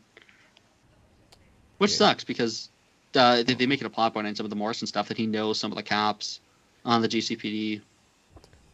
It's like when they die, it's personal for him. Alfred. I hate watching this scene. It's so good, but I hate watching it. That's a good shot where he steps away from the stage and it reveals the other two. And Anthony ruined this for me. And now you're about to reboot. Like, now you're gonna become Ben Affleck. And I'm about to become Jeremy Irons. Which who wouldn't want to be Jeremy Irons, but still. And it's just like, you can't take the injustice. It's like, yeah, but the it's like, yeah, but you guys put the system still back in place, and then, so is the organized system still broken, but he doesn't like it, but we still act like it's a good thing that it's back, and so, I wish that was a more extended conversation. Also, that is a fucking badass statue, and I want to see that in real life. Where is that statue right now? I don't know. In a movie studio? They need to put that somewhere. That needs to be on, like, Tom King's lawn.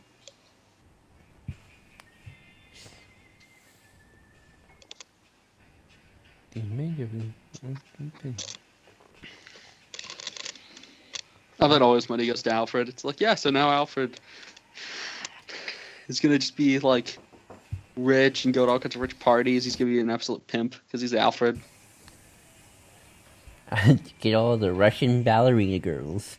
No, he already has all the Russian ballerina girls. He doesn't need that. He doesn't need to try anymore. He already has that. Here we go. Oh, I hate this. I freaking hate this. Who named the kid Robin? That's my question. Oh, well, no, wait. No, People were able to figure out the Robin thing without that. You don't need his actual name to be Robin. He should have been Tim, Jason, Dick, Terry, anything. He could have been freaking any other name. Heck, you could call him Damien for all I care. Well, yeah. That would have been weird though, since we have his mother in this movie who's dead, and is his age. Well, but imagine but imagine the fan theories and headcanons that would have come from that. He is an orphan. He is an orphan.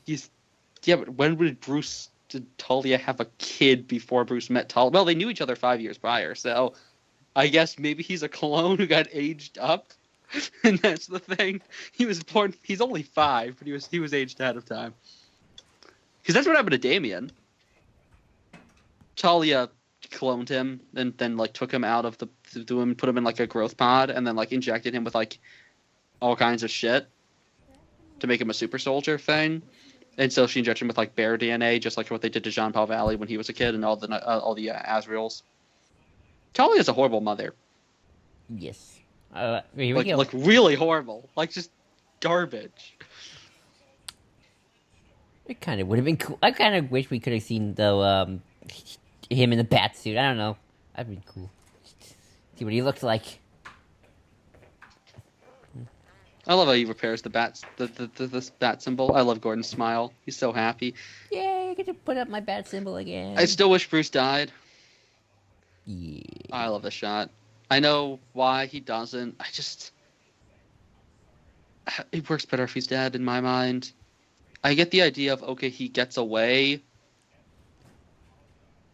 I still just prefer the idea that he's dead. Just, okay, he gave it his last breath, and now this other person would be... Like, this all could have just been stuff he set up ahead of time. I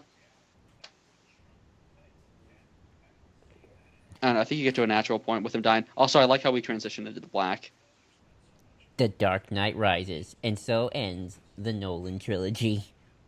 Yay! I actually quite enjoyed myself. This is actually the second time I've watched this movie in full, so... Wait, what? Yeah, I don't watch this movie that much. If like at all. Surprised. But yeah, final thoughts. Anybody? I enjoyed it. I was I was entertained. Connor? I still really love this movie. Watching it without the sound on and just kind of commenting over it robs it of a lot of its cinematic appeal, but I still really like this movie a lot. It's not the strongest movie from a screenwriting standpoint, but on a production filmmaking level, I think it's honestly in a world of its own. I love the way this movie's made. Red? This was probably one of the better viewings I've had of it. I don't hate this movie at all. I still like it. It's just I feel like it's Nolan wants to hit a bunch of emotional beats, but to get the IMAX, to make it IMAX, he had to cut it down, and so it's almost as if he's just like cutting to the emotional moments, or like to certain characters getting to certain places, and there's stuff missing.